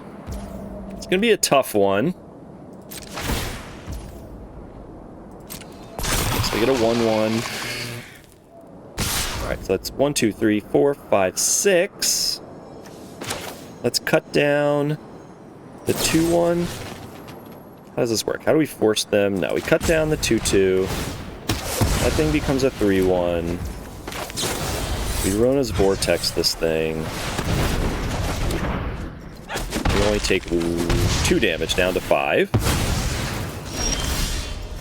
Another cut down. We need to draw into our Seed Sharks to be able to block here. Okay, so... we go cut down.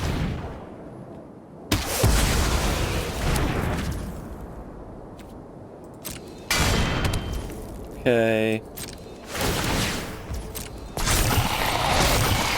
Sack a non-token creature.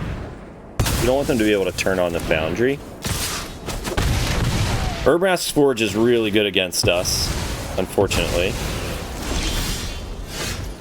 That's not gonna save us. Alright, good game. Okay, keeping. Opponent took a mulligan.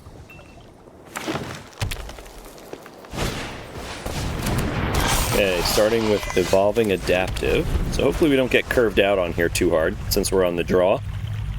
We have counter spells, not removal, at the moment. Okay, opponent, no turn to play. We get to pass with mana up. We will counter anything. Just want to keep them off the board if we can. Okay, passing. Let's discard a Make Disappear. Actually, yeah, let's discard one of our Make Disappears. And pass again. We have counters and draw. Kind of hard to win with mono green when you're not committing to the board constantly. Whenever an aura enters the battlefield, we'll counter that. Good enough.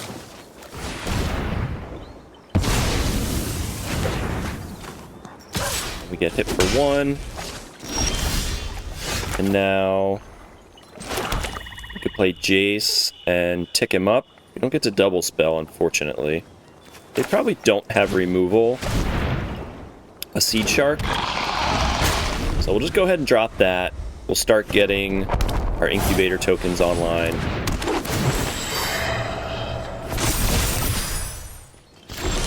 They pass the turn. Playing against another budget deck, which is always nice to see. Let's go ahead and we'll just do this. I'm going to hit our land drop here. Okay, we'll discard a Thirst.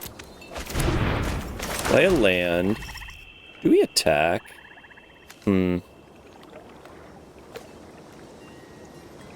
and drop Jace. Keep incubating. And then we... Phyrexian's plan. -3, -0.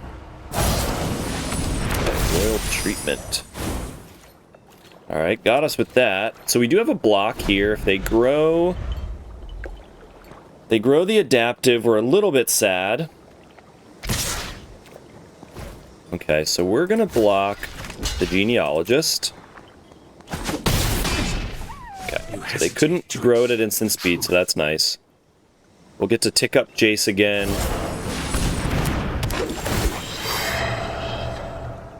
Let's see. Our land drop. Get another Seed Shark down. Keep mana up our tokens here. Okay, another one. Pass the turn. No attacks yet. And then once Kaido comes down, we can start refilling our hand, start casting our thirsts. And we have blocks, we can just turn this into a 4/4. Putting 2 charge counters are going to destroy the Seed Sharks, but they would also destroy their genealogists. Alright, good game. Nice seeing other budget decks in the queue, though, for sure. Got a mulligan this.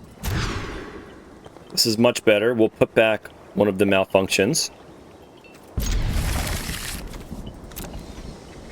And start on a tap land.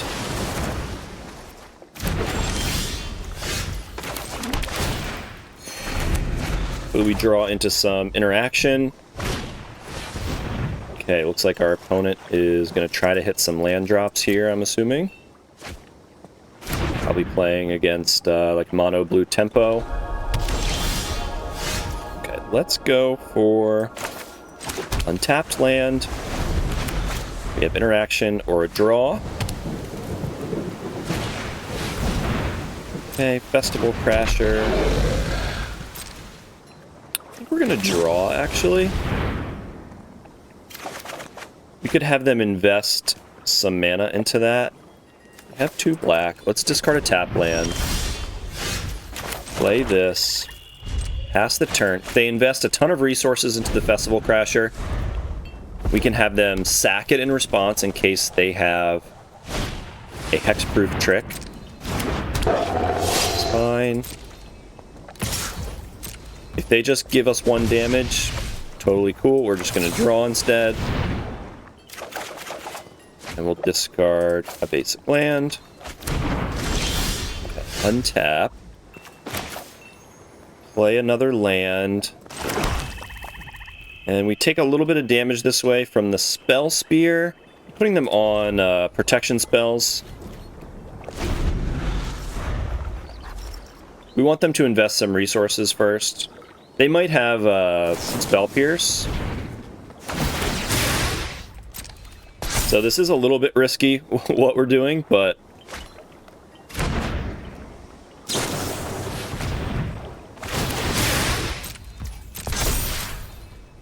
the Sholdra's Edict does get around protection spells pretty nicely.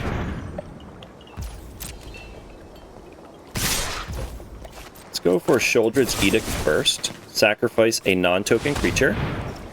We're fine with them sacrificing either one. And I think we'll pass to damage, actually. So I can draw. Discard. Discard an Essence Scatter. And tap land.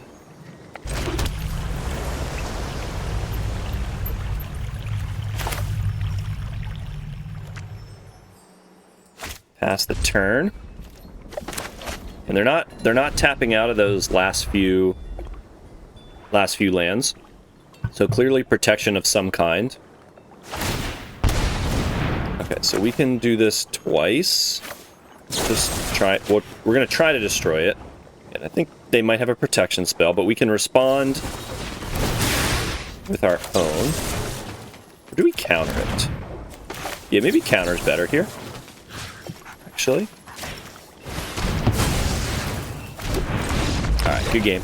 First, the inspiration for the deck is Ash Party Crasher, a 2-mana 2/2 haste that grows whenever we celebrate. That means putting 2 non-land permanents into play in a single turn. We're also playing Imidane's Recruiter that can trigger celebration with its adventure, or just pump our team out of nowhere. We're also playing 4 copies of Monstrous Rage, a powerful new combat trick that helps us trigger celebration thanks to the roll token. We're then filling out the rest of the deck with aggressive 1-drop plays like Recruitment Officer, Kumano, and Monastery Swiftspear, 4 copies of Coppercoat Vanguard to pump all of our creatures, which if you haven't noticed are all humans. We also have Baird to pump out 1/1 tokens, some Burn in Lightning Strike and Play with Fire, and finally Ossification as a good removal spell that also puts a permanent into play for celebration. So that's the deck. Let's jump into the games. Not great with the tap land, but we're going to keep it.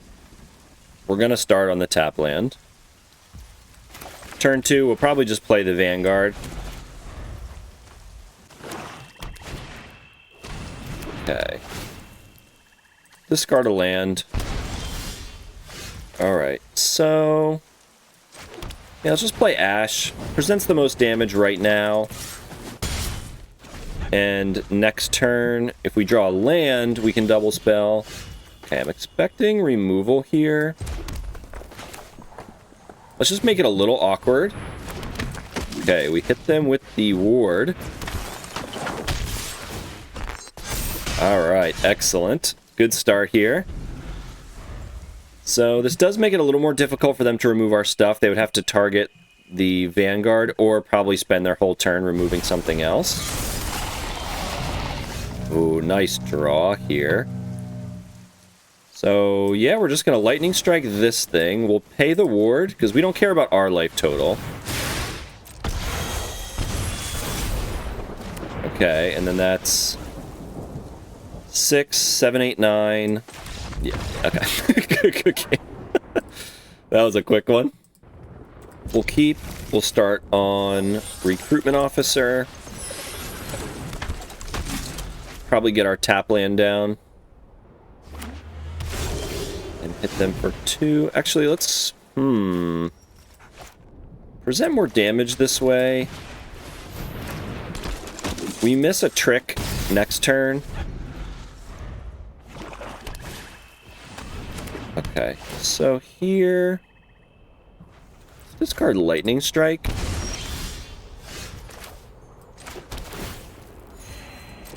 Hit for 5. Pass the turn. Hopefully they just drop a creature. Would probably be our most desired play. They just play like a... yeah, that works out. We have to discard a card, though. Or do we just punch through it? Let's just go ahead and punch through it. And they'll probably trade with the Vanguard, I'm assuming. Makes sense. So they're going to go to 4. This way we don't have to discard a card to the ward. And if they have a board wipe, they might be able to stabilize. But most likely, you know, if we catch one removal spell... oh, this is totally fine. Okay. So we have a couple paths to victory here, obviously. We just ossification this thing. And that's game. And then we have a bunch of burn to back it up. Nice, clean victory there. Another fantastic hand. We actually have 2 colors for once. So that's nice. We can squeeze the tap land into our curve on turn 3. So let's just play Ash. Just start bashing. catching some removal here, I'm assuming. Okay, nothing yet. Okay, that's actually a really good draw. So we can play Vanguard first. They have to use the removal spell now. Okay, go for the throat. I think we're going to play the Swift Spear instead. We just present a little more damage this way. And then next turn, hopefully we draw some action. Plus Monstrous Rage. Should be in a pretty good position. Okay, Flush Forger. Go tap land. Just attack all, I think. We gotta play through this.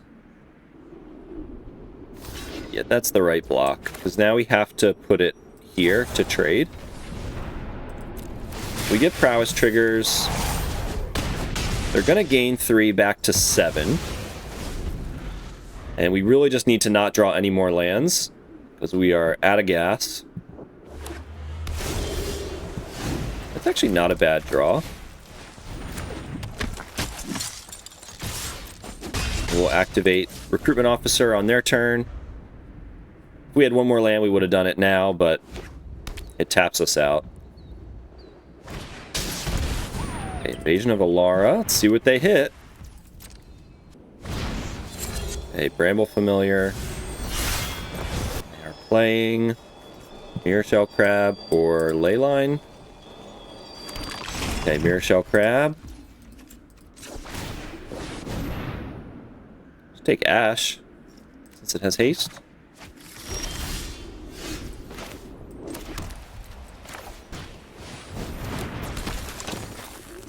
Good game.